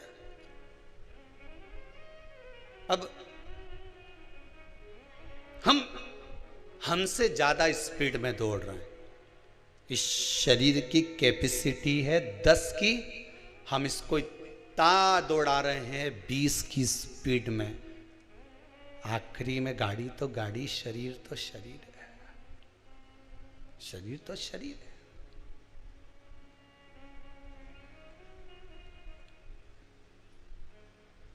आठ बजे से दुकान पे बैठ गया, 9 बजे तक उठ नहीं रहा। बाद में के हमारे स्लिप डिस्क हो गया, हमारा गुड़िया खसक गया। डॉक्टर के यहाँ गया, डॉक्टर साहब बोले पट्टा बांध लो। डॉक्टर ने एक बात नहीं बोली कि पट्टा बांध लो, डॉक्टर बोला। किसी संत के पास जाता तो एक ही बात कहता, शिव महापुराण का पट्टा बांध ले। शिव पुराण में जाके बैठना चालू कर दे। अब ये दुकान वुकान सब छोरा छोरी के दे दे, डोकरा भी गया, अब कई काम करनी दादा। अब भगवान का भजन करो, जीवन में मिला है जितनी श्वासें मिली भगवान की भक्ति में लगाओ। काम करो मना नहीं है, दिल से करो। दुकान चलाना है खूब चलाओ, व्यापार करना है खूब चलाओ, तुम्हारा शरीर चले तब तक चलाओ, पर साथ में शिव नाम गाते जाओ, राम नाम गाते जाओ, भगवान कृष्ण का भजन गाते जाओ। ये जीवन का कोई ठिकाना, कोई ठिकाना नहीं। कौन सा भरोसा। अब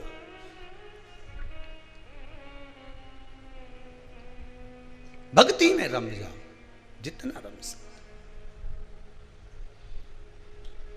देव ऋषि नारद के मन में नहीं रहा, अहंकार था। भगवान कृष्ण के, भगवान विष्णु के सामने जाकर कह दिया।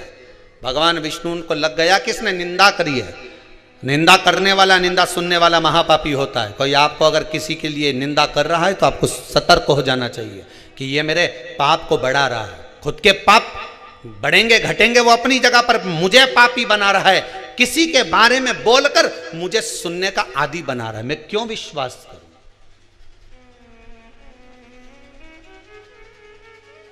क्यों?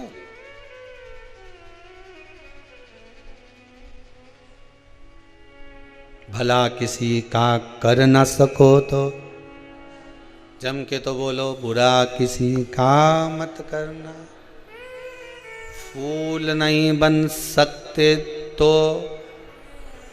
कांटे बनकर मत रहे। एक कौन सी सब्जी होती है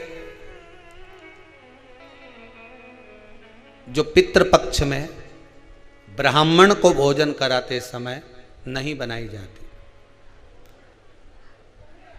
एक तो कुमड़ा, दूसरा पत्ता गोभी, जो बंद गोभी होती है ना, वो बंद गोभी जो होती है ना पत्ता पत्ता वाली, उसकी भी सब्जी पितरों के ब्राह्मण अगर भोजन करता है तो उसमें नहीं बनाई जाती। एक कुमड़ा, ये जो पेठा बनता है ना कुमड़ा का, ये भी श्राद्ध पक्ष में नहीं खिलाया जाता। महाराज बुरा कोला पेड़ा बोलते हैं, क्या बोलते हैं उसको, श्राद्ध पक्ष में उसको भोजन में नहीं दिया जाता। ब्राह्मण के भोजन, महाराज ब्राह्मण के भोजन में श्राद्ध पक्ष में सबसे ज्यादा जरूरी है दूध की खीर, दूसरा तुरई या गिलकी का भोजन, या तो सब्जी बनाओ या भजिया बनाओ, कुछ भी बनाओ। तीसरा मांस की दाल का भोजन, उड़द की दाल का भोजन। उड़द की दाल का या तो दही बड़ा बना लो, इमरती बना लो, या फिर बड़ा बना लो, या पकोड़ा बना लो, पर उसका भोजन होना जरूरी है। 3 भाग दूध का भोजन आहूतों के हिस्से में चले जाता है, गिलकी और तुरई का भोजन पितरों के हिस्से में चले जाता है, मांस की दाल का भोजन, उड़द की दाल का भोजन प्रेतों के हिस्से में चले जाता है। इसलिए ये 3 भाग का भोजन ब्राह्मण जब श्राद्ध पक्ष का भोजन करे तो उसमें बनाना जरूरी।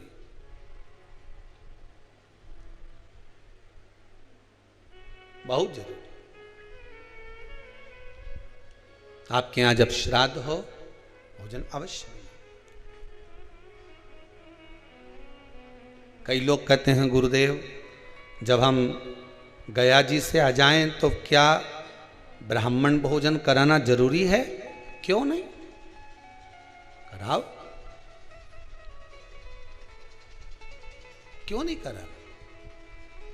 क्या गाय की रोटी निकालना जरूरी है? स्वान की रोटी निकालना जरूरी है? कौवे की रोटी निकालना जरूरी है? हम कहते हैं अगर श्राद्ध गया जी का हो गया तो भले कौवे की मत निकालो, पर गाय की, स्वान की, ब्राह्मण जन की भोजन प्रसाद जरूरी। देखिए जब ज्यादा घर में पितृदोष हो ना, ऐसा लगे कि पितृदोष बहुत ज्यादा है, 1 रुपये कमा रहे हैं, 1.25 रुपये खर्च हो रहा है, हाथ में पैसा नहीं टिक रहा, दुकान 4 दिन अच्छी चल रही है, फिर व्यापार डाउन हो जाता है, कोई पैसा लेकर भग गया, नहीं दे रहा, कहीं कर्जा मात्रा बढ़ गई है, ये पितृदोष के लक्षण है कुछ। इसमें आपके घर में जो भी रुद्राक्ष पड़ा हो, जो भी रुद्राक्ष रखा हो, क्योंकि संभाल के तो आप रखते नहीं, पटक देते हो यहां वहां, जो भी रुद्राक्ष आपके घर में रखा हुआ, एक पानी के पात्र में उस रुद्राक्ष को डाल दीजिए, उसमें एक चावल का दाना डाल दीजिए।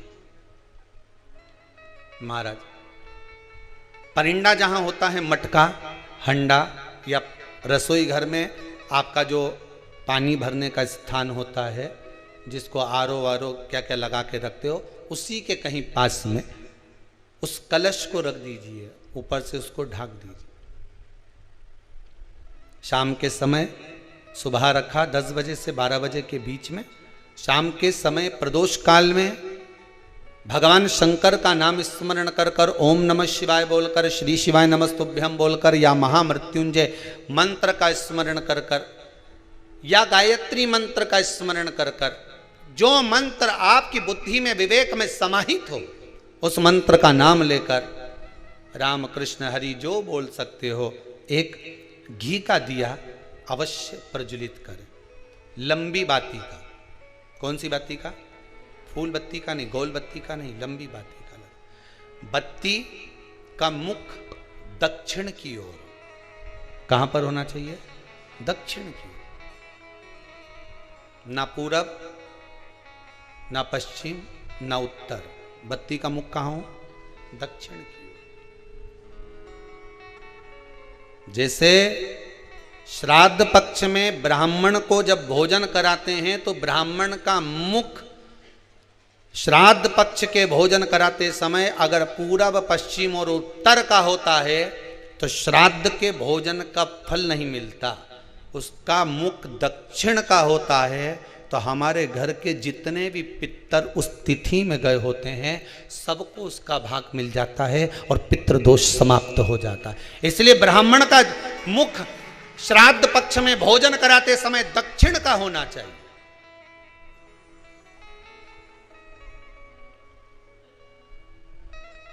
ब्राह्मण का मुख दक्षिण का हो।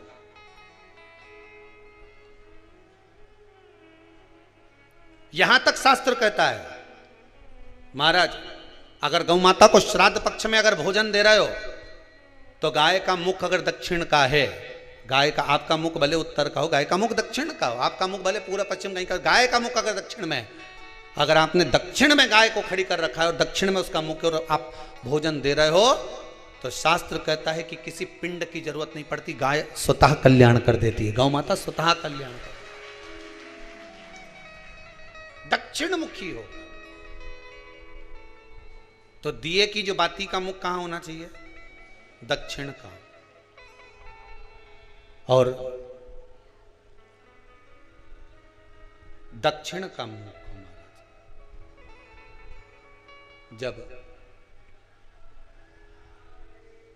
जब दक्षिण का मुख हो, दक्षिण की ओर बाती हो महाराज, तब दक्षिण की बाती जलाने के बाद में भगवान से वहीं पर प्रार्थना करें। जो कलश रखा है उसके ऊपर जो प्लेट रखी है, ढाका गया है, वहाँ अपना सीधा हाथ रखें और अपने पूर्वजों का, अपने पितरों का स्मरण करें कि मेरे धन को लेकर कोई चले गया, मेरा व्यापार ऐसा चल रहा है, मेरा घर में बच्चों का विवाह नहीं हो रहा, या घर में इतनी अशांति है, या तकलीफ है, या कष्ट है, ये सब का स्मरण कर कर उस कलश को रात्रि भर रखे रहने दें। सुबह स्नान आदि करने के बाद फिर एक घी का दिया दक्षिण की ओर लगाकर सुबह 10 बजे से 12 बजे के बीच में उस जल को शिव जी को समर्पित कर कर आ जाएं और वो रुद्राक्ष लेकर वापिस सजाएं। महाराज वापिस सजाइए, उस रुद्राक्ष को अपने घर में रख दीजिए। वर्ष भर वो रुद्राक्ष आपको कभी बीमारी से नहीं घिरने देगा, कभी किसी जगह खड्डे में नहीं जाने देगा, वो उन्नति की ओर ही बढ़ाएगा। भले कोई भी रुद्राक्ष हो, 1 मुखी से लेकर 14 मुखी, 20 मुखी, 18 मुखी, जो रुद्राक्ष आपके पास में, आप तो उसका स्मरण करिए, आप उसका स्मरण करिए।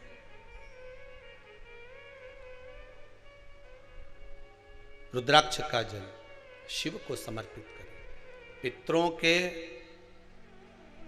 जितने भी द्वार हैं, पितरों के जितने भी दरवाजे हैं, पितृलोक में जितने भी पितृ विराजमान होते हैं महाराज, ये सब शंकर के ऊपर चढ़े हुए जल का भाग ग्रहण करते हैं। शिव के ऊपर चढ़ा 33 कोटि देवताओं में से कोई एक देवता ऐसा बता दो जिसको काली तिल्ली चढ़ती हो, काली मिर्च चढ़ती हो, सारे वृक्षों की पत्तियां चढ़ती हों, सब तरह के पुष्प चढ़ते हों, दुर्वा भी चढ़ती हो, बेलपत्र भी चढ़ता हो, आँख का पुष्प भी चढ़ता हो, धतूरा भी चढ़ता हो, जिसको भांग आदि भी चढ़ती हो, तुलसी की मंजरी भी चढ़ती हो। तुलसी की मंजरी भी शंकर को चढ़ती, तुलसी का दल नहीं, मंजरी वो भी चढ़ती। 33 कोटि देवताओं में कोई ऐसा देवता बताओ, संपूर्ण सामग्री भगवान केवल एक हैं, देव अधिदेव महादेव, जिनको काली तिल भी चढ़ रही है, काली मिर्च भी चढ़ रही है, जिनको संपूर्ण सामग्री भगवान शिव को समर्पित हो रही, संपूर्ण यहां तक राई, सरसों, राई के दाने तक भगवान शंकर को चढ़ते हैं। 1.25 लाख दाने का प्रमाण है महाराज शंकर जी को समर्पित करने का। सरसों चढ़ती, राई चढ़ती महाराज, पुष्प, बेलपत्र, दुर्वा, जगह जगह के पुष्प शिव को समर्पित होते हैं। दे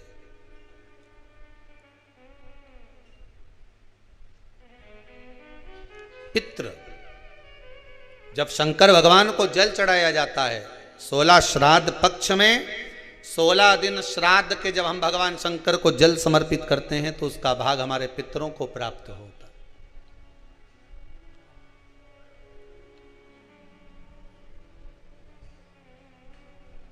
केवल 16 श्राद्ध के दिन ही ऐसे होते हैं जिसमें शंकर भगवान को जल में दूध मिलाकर चढ़ाने की जगह दूध भले 1 चम्मच चढ़ा रहे हो पर अलग से चढ़ाओ, कच्चा दूध अलग से चढ़ाओ, उसके बाद भले तुम जल चढ़ा दो, पर लोटे में जल में दूध मिलाकर 16 दिन श्राद्ध पक्ष में नहीं ले जाना।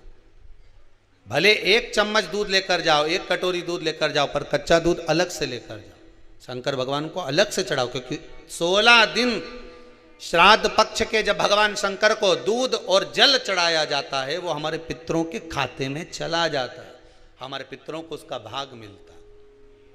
इसलिए शंकर भगवान को कच्चा दूध भी चढ़ाओ तो पानी में मिलाकर नहीं, एक अलग से 1 चम्मच ले जाओ, भले फिर शिव जी को चढ़ा दो, भले एक छोटा सा कटोरी में ले गए चढ़ा दिया, जल ले गए चढ़ा दिया, वो हमारे पूर्वजों को प्राप्त हो, वो हमारे पूर्वजों को प्राप्त होता है। जिस बालक बालिका का जॉब नहीं लग रहा हो, सर्विस नहीं लग रही हो, नौकरी नहीं लग रही हो, जगह जगह पहले करते थे जॉब अब छूट गई, 2 साल हो गए 3 साल हो गए सर्विस नहीं लग रही हो, बहुत प्रयास कर लिया हो, बहुत प्रयास, तो महाराज काली तिल्ली को पीस कर उसको जल के पात्र में डालकर अपने घर के मटका परिंडा पितरों का जो स्थान होता है, जलाशय होता है, उसके पास में एक पात्र में रख दीजिए। बेलपत्री या बट का पेड़ या पीपल का पेड़, इस वृक्ष के नीचे 1 रात्रि तक रखे रहने के बाद में दूसरे दिन अपनी कामना करकर, जिनका जॉब नहीं लग रहा, सर्विस नहीं लग रही, नौकरी नहीं लग रही या कहीं उलझने उत्पन्न हो रही है, उस व्यक्ति को हाथ में ले जाकर उस पात्र का जल, 3 वृक्ष पितरों के तुल्य हैं, कल की कथा में कहा था, पहला बेलपत्री का, दूसरा पीपल का, तीसरा बड का, ये 3 पितरों के तुल्य हैं। इन 3 में से किसी भी वृक्ष के नीचे उस काली तिल के जल को समर्पित कर दीजिए महाराज। बाबा चाहेगा, भोलेनाथ जी चाहेगा तो 3 महीने में कहीं ना कहीं योग बना ही देगा, ये पक्का। बाबा पर विश्वास रखकर, शंकर भगवान पर भरोसा विश्वास रखकर आप कार्य करेंगे, क्यों ना हो।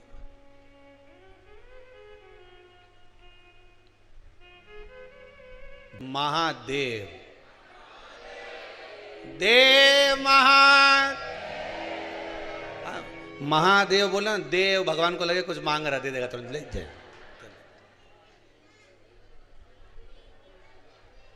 और अच्छा दमदारी से बोलना चाहिए, मालूम है सारे देवताओं से ऊंचा बैठा है, कैलाश पर्वत पे इतनी ऊपर चढ़ के बैठा है।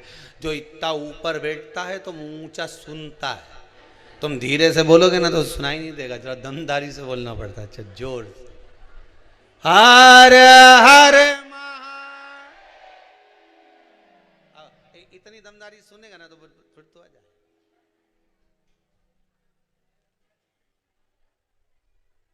तेरे भक्त जनों पर भोले भीड़ पड़ी है भारी, अब तो सुनकर आ जाओ हे मेरे भोले त्रिपुरारी। भगवान दौड़ कर आ जाओ।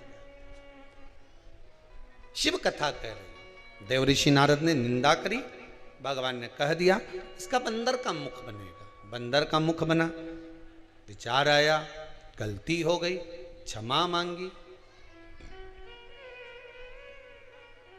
जब व्यक्ति के जीवन में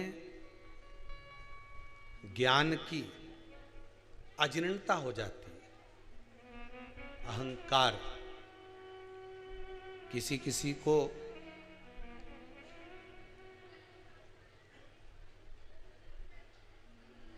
ज्ञान की अजीर्णता हो जाती है। हम इतने विद्वान हैं, हमारे पास में ये डिग्री है,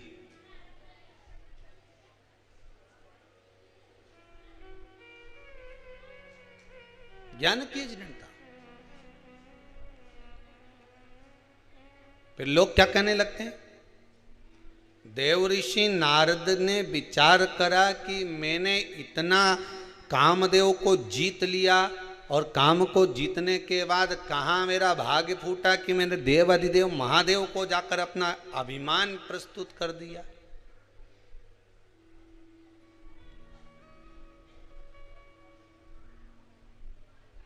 एक बात लोग कई बार कहते हैं, आपने भी सुनी होगी, धर्म करते, आपको मालूम है क्या? बहुत अच्छे से लोग बात बोलते हैं, बहुत प्रेम से, धर्म करते कर्म फूटे। पर देखा जाए तो ऐसी कोई बात नहीं है। तुम धर्म के पथ पर चलोगे, सतमार्ग पर चलोगे, ईमानदारी के मार्ग पर चलोगे, सतमार्ग की ओर अग्रण्य होगे तो ये पक्का है, कर्म नहीं फूटते। तुम्हारे कर्म में जो कुछ बेकार होगा वो कटेगा, फूटेगा नहीं। धर्म करते कर्म नहीं फूटते, तो लोगों ने कहानी बना दी कर्म फूटे। भगवान, धर्म के पथ पर चलोगे तो लोगों के ताने सुनना पड़ेगा कि नहीं सुनना पड़ेगा? अरे जम के तो बोलो। इससे पहली वाली कथा और इससे पहले वाली कथा में एक बात कही थी, चोर को खांसी कही थी, संत को दासी और व्यक्ति को आलसी, ये तीनों नरक की ओर ले जाती है, बोला था। चोरी करने गया व्यक्ति खांस दे गया, और संत के पास अगर कहीं की दासी हो तो वो संत भी।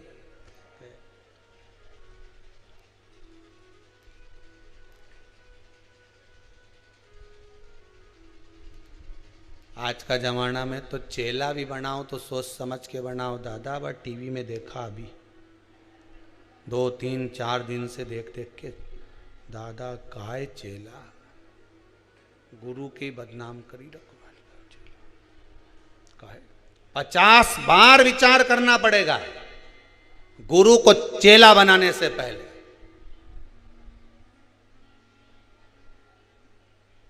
ये सोचने वाली बात, एक बहुत ध्यान रखना अपनी जिंदगी में।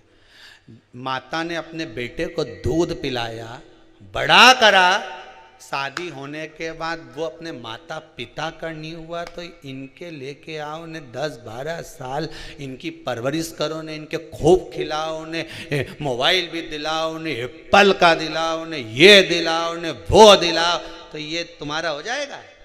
और जब ये अपने गुरु का नहीं हुआ तो संसार में किसी का हो सकता है? जम के बोलो जरा, नहीं हो सकता। जब उनका नहीं हुआ तो तुम्हारा कहां से जाएगा?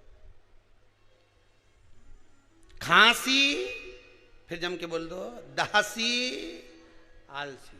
50 बार त्याग दीजिए। बिल्कुल ध्यान रखना इस चीज के लिए, अपने दिल नहीं हो। कहने वाले राम जी महाराज के सामने विद्वान कहता है, एक विद्वान राम जी से कह रहा है विद्वत्ता में, राम जी ने उसके हाथ जोड़ लिए, बोलो क्या कहना चाहते हो। विद्वान कह रहा है कि तुम्हारे पिता मृत्यु सैया पर पड़े रहे, मर गए, तेल के उस कुंड में उनको रखा और तुम उनकी औलाद अंतिम संस्कार करने नहीं आई। और मां वो गिद्ध मर गया, कौन वह जटायु, वो गिद्ध मर गया और उसका अंतिम संस्कार कर रहे, और तुमने अपने पिता का अंतिम संस्कार नहीं करा, तुम्हारे जैसा पुत्र नहीं देखा। एक विद्वान ने राम जी पर उंगली उठा दी। राम जी की आंख से आंसू बह रहे थे। दुनिया के लोग ताने कसने में पीछे नहीं हटते रे दादा, पर राम जी जैसी सतर्कता रखना। राम जी से विद्वान कह रहा है कि अपने पिता को तुम अंतिम संस्कार करने नहीं आए, और वह गिद्ध का वह पक्षी का तुमने अंतिम संस्कार करा। तब मेरे राम जी ने उस विद्वान की बोलती 1 मिनट में बंद कर दी। राम जी बोले, देखो मेरा जन्म हुआ है, जिसका कोई नहीं उसका राम है। दशरथ जी के तो 4 पुत्र थे, कोई भी आग दे देता, पर वह पक्षी का कौन था? राम ने जन्म दिया था, इसलिए राम उसका अंतिम संस्कार कर। उस पक्षी का कौन था? जिसका कोई नहीं उसका राम है, जिसका कोई नहीं उसका मेरा भोले नाथ है। काय को टेंशन लेना? विद्वान चुप। अब क्या बोले उसके आगे, क्या बोले? जिसका कोई नहीं उसका राम है, परमात्मा है उसका।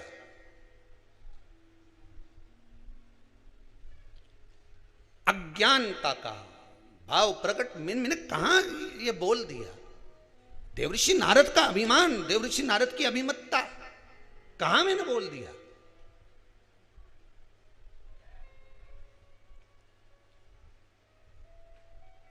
झूठ का जाल बिछाओगे, अहंकार का जाल बिछाओगे, प्रपंच का जाल बिछाओगे, उस जाल में एक दिन खुद ही फंस जाओगे। कोई दूसरा नहीं फंसेगा, तुम खुद फंसोगे। दूसरे के लिए खड्डा खोदोगे, खुद उसमें गिर जाओ। झूठ के जाल में खुद फंस जाओ। आज कहा नेत्रों से जल बह रहा है, मुझसे गलती हो गई, अब मैं क्या करूं? देवऋषि नारद करें, अब मैं क्या कर सकता हूं? अब मैं करूं तो करूं क्या? कहा जिसका अपमान करा है उसी की शरण में चले जाओ। शरण में जाने से कुछ होता है क्या? शरण में जाओगे और माफी मांग लोगे, चरण पकड़ लोगे। बेटा रोते हुए अपने माता पिता के चरण पकड़ ले तो क्या माता पिता माफ नहीं करते? लाखों का डब्बे में लगाया या शेयर मार्केट में लगाया या बाप को कर्जे में लदालूम कर दिया तो भी बाप बेटे से यही कहेगा, हे तो छोरा मेरा ही। फिर भी कह देगा कोई बात नहीं, आ मेरे गले लग जा। माता पिता सदगुरु परमात्मा होता ही ऐसा है, वो क्षमा कर देता है, जा। पर हम में फूल कर अहंकार, अभिमान, मैं हूं मैं हूं मैं हूं, नहीं। मुझ में बहुत ज्ञान है, मेरे बराबर कोई विद्वान नहीं, मुझे नहीं चाहिए किसी की भी अक्ल, मैं तो खुद अक्लबर हूं।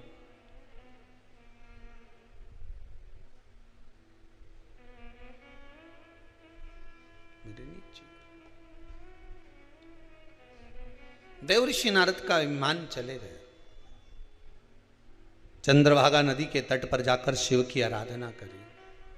मुझसे गलती हो गई, मुझे क्षमा कर दो। शंकर भगवान आए, देवऋषि नारद को दर्शन दिया। जब अभिमान ही चले गया तो फिर चिंता क्या?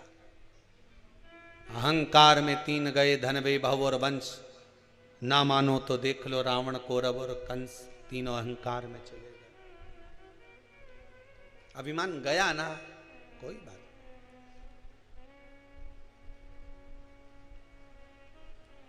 श्वान को, कौवे को श्राद्ध पक्ष में जब भोजन दिया जाता है, भोजन हम प्रदान करते हैं श्वान को, कुत्ते को और कौवे को। व्यक्ति के जीवन से 2 चीजें इनको भोजन देते समय चली जाती है। पहला, व्यक्ति का अहम, क्या चले जाता है? अहम, अहंकार। दूसरा, बुद्धि में किसी दूसरे के प्रति अगर गलत विचार आ रहा तो वो विचार समाप्त हो जाता। श्रेष्ठ विचार। पहले हमारे हिंदू धर्म में एक नियम था पक्षियों को दाना देने का, था कि नहीं था? कि पक्षियों को लोग दाना देते। दाना देने का कारण बड़ी प्रसन्नता होती है। जब आप लोग कई पक्षियों को दाना देने जाओगे, ऐसे पटकोगे, पक्षी उड़ के आएंगे, खाएंगे, उड़ के जाएंगे, आप थोड़ा सा आगे बढ़ेंगे, फिर उड़ेंगे, बड़ी प्रसन्नता होती है। कारण क्या है? पक्षियों को दाने का हमारे हिंदू धर्म में प्रमाण क्यों कहा गया? उसका केवल एक कारण है कि हमारे भीतर जो किसी के प्रति बैर भाव होता है, हमारे भीतर किसी के प्रति कपट भाव होता है, पक्षी को दाना देते समय वो कपट, वो बैर भाव समाप्त हो जाता है। पक्षी को दाना देते।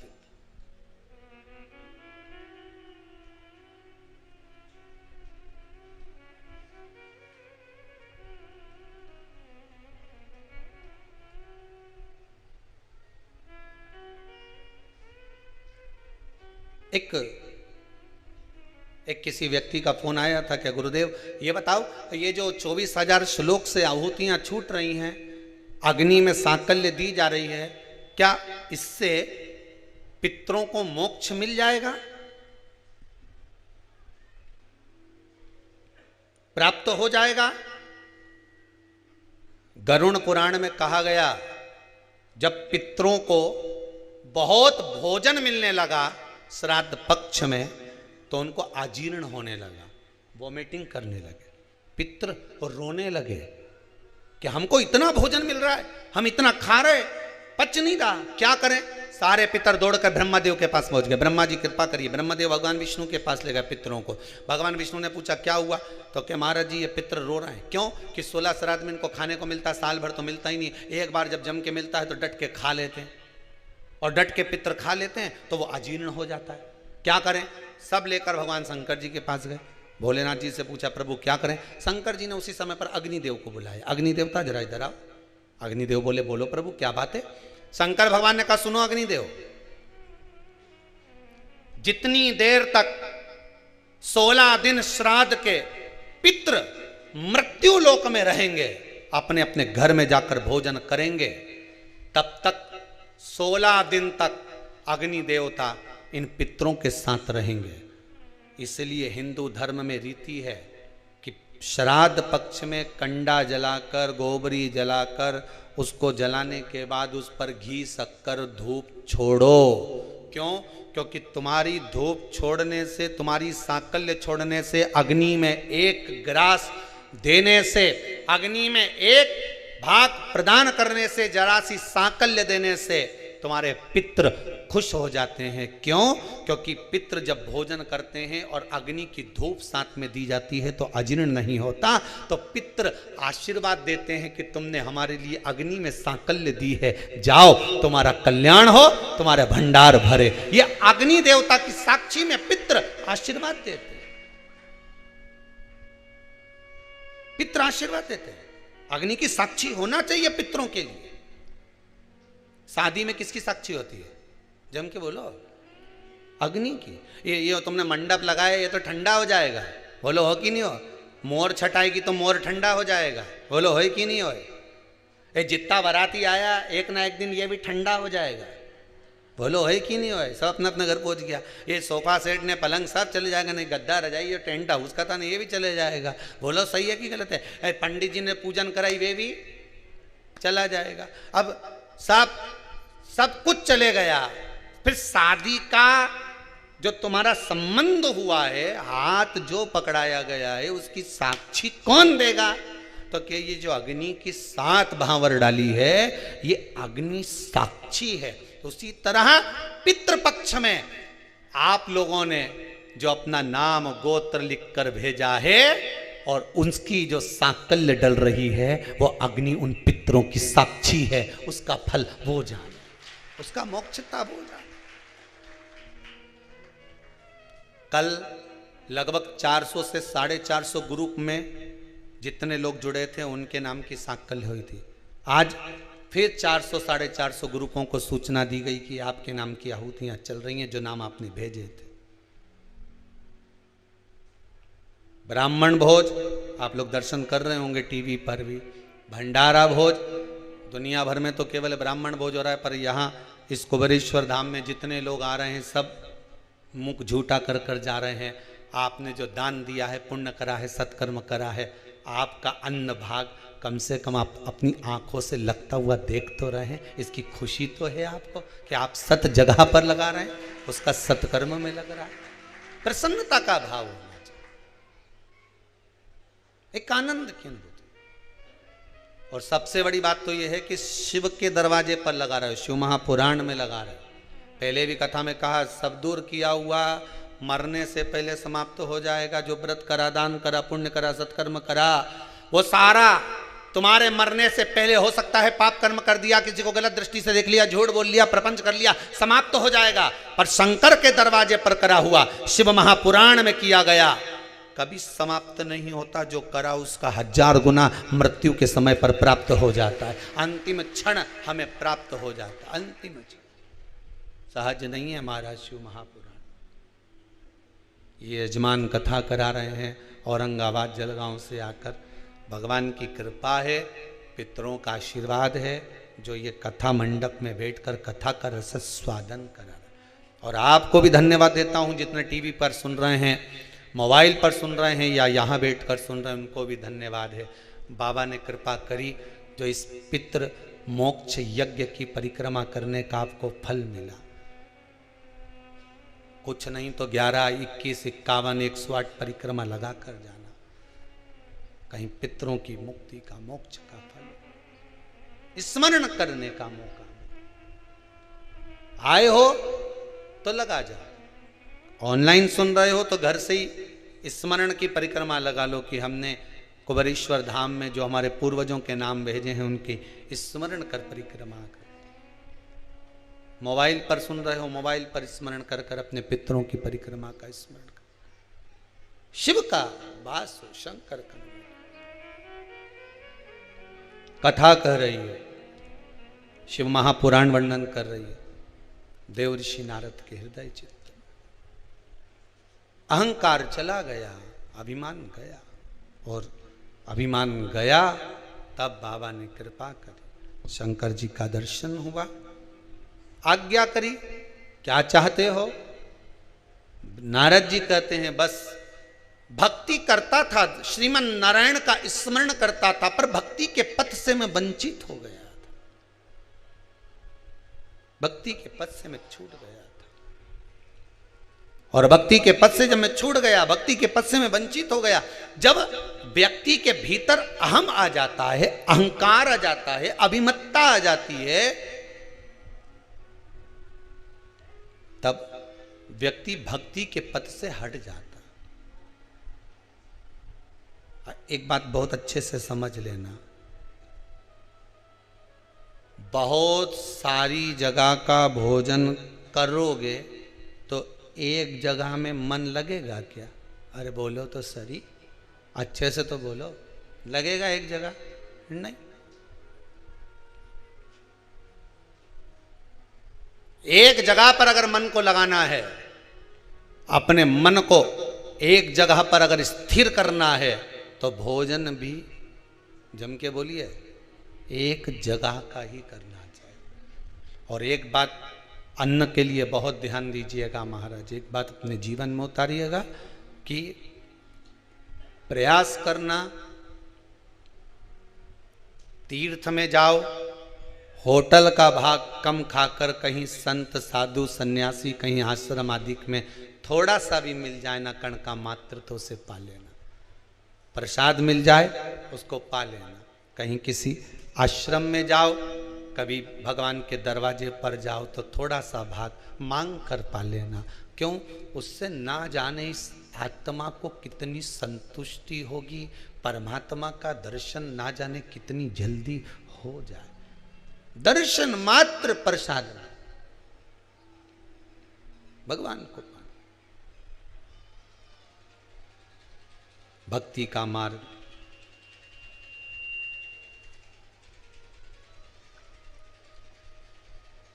जिस समय भगवान की भक्ति के पथ पर चलूं, देवऋषि नारद करें मुझसे गलती हो गई, मैं श्रीमन नारायण कहते कहते अहंकार में फूल गया था कि मैंने काम को जीत लिया। भगवान शंकर को नीचे दिखा दिया, भगवान विष्णु के सामने जाकर अपने व्याख्यान वर्णन कर दिया। हो जाता है अभिमान व्यक्ति को कहां ले जाए। जरा सा अभिमान व्यक्ति को जब आ जाता है, मैं अच्छे पद पर हूं, मैं अच्छी जॉब पर हूं, मेरे पास कुर्सी है, मेरे पास पद है, मेरे पास में ये है, व्यक्ति कितने समय तक कुर्सी पर बैठेगा, कितने समय तक पद पर बैठेगा। उस कुर्सी का पद का अभिमान व्यक्ति को ऊपर की ओर उठा देता है और ना जाने कुर्सी फिर नीचे से कब खसक जाए, कोई भरोसा नहीं पड़ पाता। इस बात का स्मरण करिएगा। कितने दिन कुर्सी पर बैठे हो कि एक दिन टेबल पे भी मिलोगे, और टेबल पर तुम नहीं मिलोगे, तुम्हारा फोटो मिलेगा प्लास्टिक के फूल की माला के साथ। अभिमान में ना फूलिए। रावण को समझाया नाना जी ने, दुर्योधन को समझाया भगवान कृष्ण ने, भीष्म पितामह तक दुर्योधन को बार बार समझाते थे, रे दुर्योधन मान जा, फिर भी नहीं मानते थे। यहां तक का एक लाइन बन गई, जैसा खाया अन्न जम के बोलो वैसा हो गया मन, जैसा पिया पानी वैसी बन गई वाणी, जैसा पिया दूध वैसा बन गया बुध। शास्त्र कहता है अन्न का बड़ा प्रभाव पड़ता है कि जैसा अन्न खाओगे वैसा ही भाग होगा। साधु सन्यासी तपस्वी साधक उपासक संत महात्मा जो भगवान की अविरल भक्ति में जो डूबे रहते हैं, वो 10 जगह का अन्न नहीं खाते हैं। क्यों? 10 जगह का अन्न खाएंगे तो मन भी 10 जगह जाएगा, एक जगह का खाएंगे तो मन एक जगह रह जाएगा। एक जगह। कई तो ऐसे पापीडारा जीव हैं रे संसार में कि आश्रम में रहने के बाद भी आश्रम का भोजन नहीं करे, ना होटल में चरवा जाए, होटल में खाने जाए।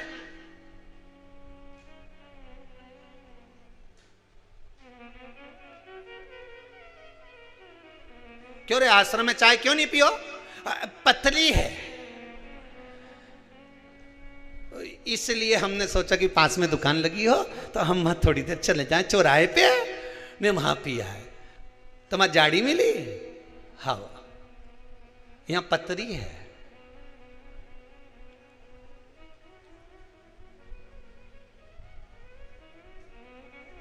भले वो गर्म पानी मिले रे, पर स्थान तो देखो कहाँ का है। गर्म पानी भी मिले ना, वो भंडारे की सब्जी में नमक नहीं भी हो ना, तो भी देखो तो सही कि वो कहाँ का है। रिसेप्शन में शादी में खाना खाने जाओ, खाना बच जाए प्लेट में, तो तुम में से कितने लोग हैं कि बांध के लिया है? अरे बोलो, जम के तो बोलो। ने दही बड़ा छूट रिया हो तो नहीं साहब, हम तो पॉलीथिन लाए, हम तो खाए नहीं, तो बांध के भी ले जाए। लाओगे? रिसेप्शन में, पार्टी में, किटी पार्टी में खाने जाओगे, प्लेट में बच गया, बचा कर लाओगे? नहीं। भंडारे में खाने जाओगे, 2 पूड़ी बच गई, थोड़ी सी सब्जी बच गई, कमला घरे दे गई है, ले जाओगा कि नहीं ले जाओगे? अरे बोलो तो सही साहब, थोड़ा सा थोड़ा सा बचा, प्रसाद वो भी खा ली, पर वो रिसेप्शन से बचा के ले जाओ। नहीं, गुलाब जामुन बच गई, मैं तो डाल लूँ झोला में। कौन ले जाए? गाजर का हलवा बची गया, नहीं अपन तो डाल ही ला वैसे तो भाई, कोई बचा नहीं। पर भंडारे में कुछ बच गया तो झोले में रख लिया, 2 पूड़ी तो ले जा रही हूँ, घर में थोड़ा सा प्रसाद दे दूंगी ना। कहाँ से आई तो लोग पूछेंगे तो सीहोर गई थी ना कुबेरेश्वर धाम में, तो वहाँ खिचड़ी मिली थी, तो खिचड़ी धल रही हो वहां से ये मिला थोड़ा सा, बस कई लोग यहीं की के यहीं रे आश्रम में रे, यहीं पर आश्रम में रहे और मालूम पड़े एक महाराज उनके बाजू में रहे तो क्या हम तो तुम्हारे घर का खाए पर आश्रम का नहीं खाए, मही का खाए से तो बुद्धि बेसी हो गई, ले भाटा पड़ी गया बुद्धि पे। जैसा खाया अन्न वैसा हो गया। अभी के दुर्योधन के कितना समझाया, अब रावण के उनके नाना जी ने कितना समझाया। नाना जी से क्या, हमारा तो 10 मुंडा, तुम्हारा तो एक ही, हम में अकल ज्यादा। तो नाना भी बेचारा चुप हो गया, छोरी से क्या पानी लिया, हमारा चक्कर ही का मुंडा देख देख के। कहीं बोलो नहीं बोली, मुझे कोई मतलब। अब नारद जी का अहंकार चला गया। अहंकार जब जाता है ना तो एकदम शांत कर देता है, एकदम शांत। सत्य बात किसी को कह दो, उसके बाद में जो शांति आएगी एकदम, जैसे वो सुतली बम नहीं फूटे और फूटने के बाद एकदम साथ चुप, बस ऐसे ही अहंकार जब टूटता है, अभिमान जब टूटता है, एकदम रस्सी का बम ने सुतली बम बन के फूट गया, चुप। पहले जमाने में ऐसी गुचकुंडी भी होती थी, ऐसा नीचे चौकोर होती थी, वो में ऐसी एक लोहे की डंडी रहती थी, वो में मसाला भरी दो और ऐसा धम से फोड़ दो, और गुचकुंडी जैसे फूटे नहीं तो मोहल्ला का लोग, छोरा कहीं करे छात उचकी जाए, गुचकुंडी पड़ी सब चुन्न हो गया, एकदम चुप। उसी तरह शिव पुराण जैसी चालू हुई ने गुचकुंडी फूटी,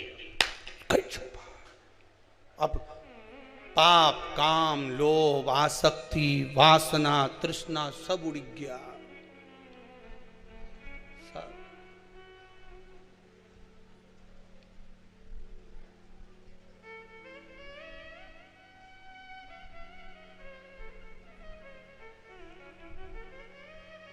क्या दिवाली के टाइम कथा है क्या टीवी पे है?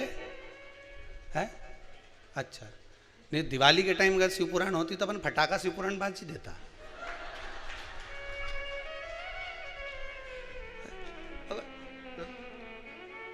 थोड़ी थी अभिमान जब समाप्त हुआ, आसक्ति लोभ तृष्णा वासना सब गए, शून्य, एकदम शून्य। खानो नहीं भावे मन, पीनो नहीं भावे रे, दौड़ दौड़ मन सत्संग जावे रे। फिर कुछ अच्छा लगे ही नहीं महाराज, फिर बस चित्त वृत्ति में एक ही समाहित हो, वो शिव, दूसरा कोई आया ही नहीं।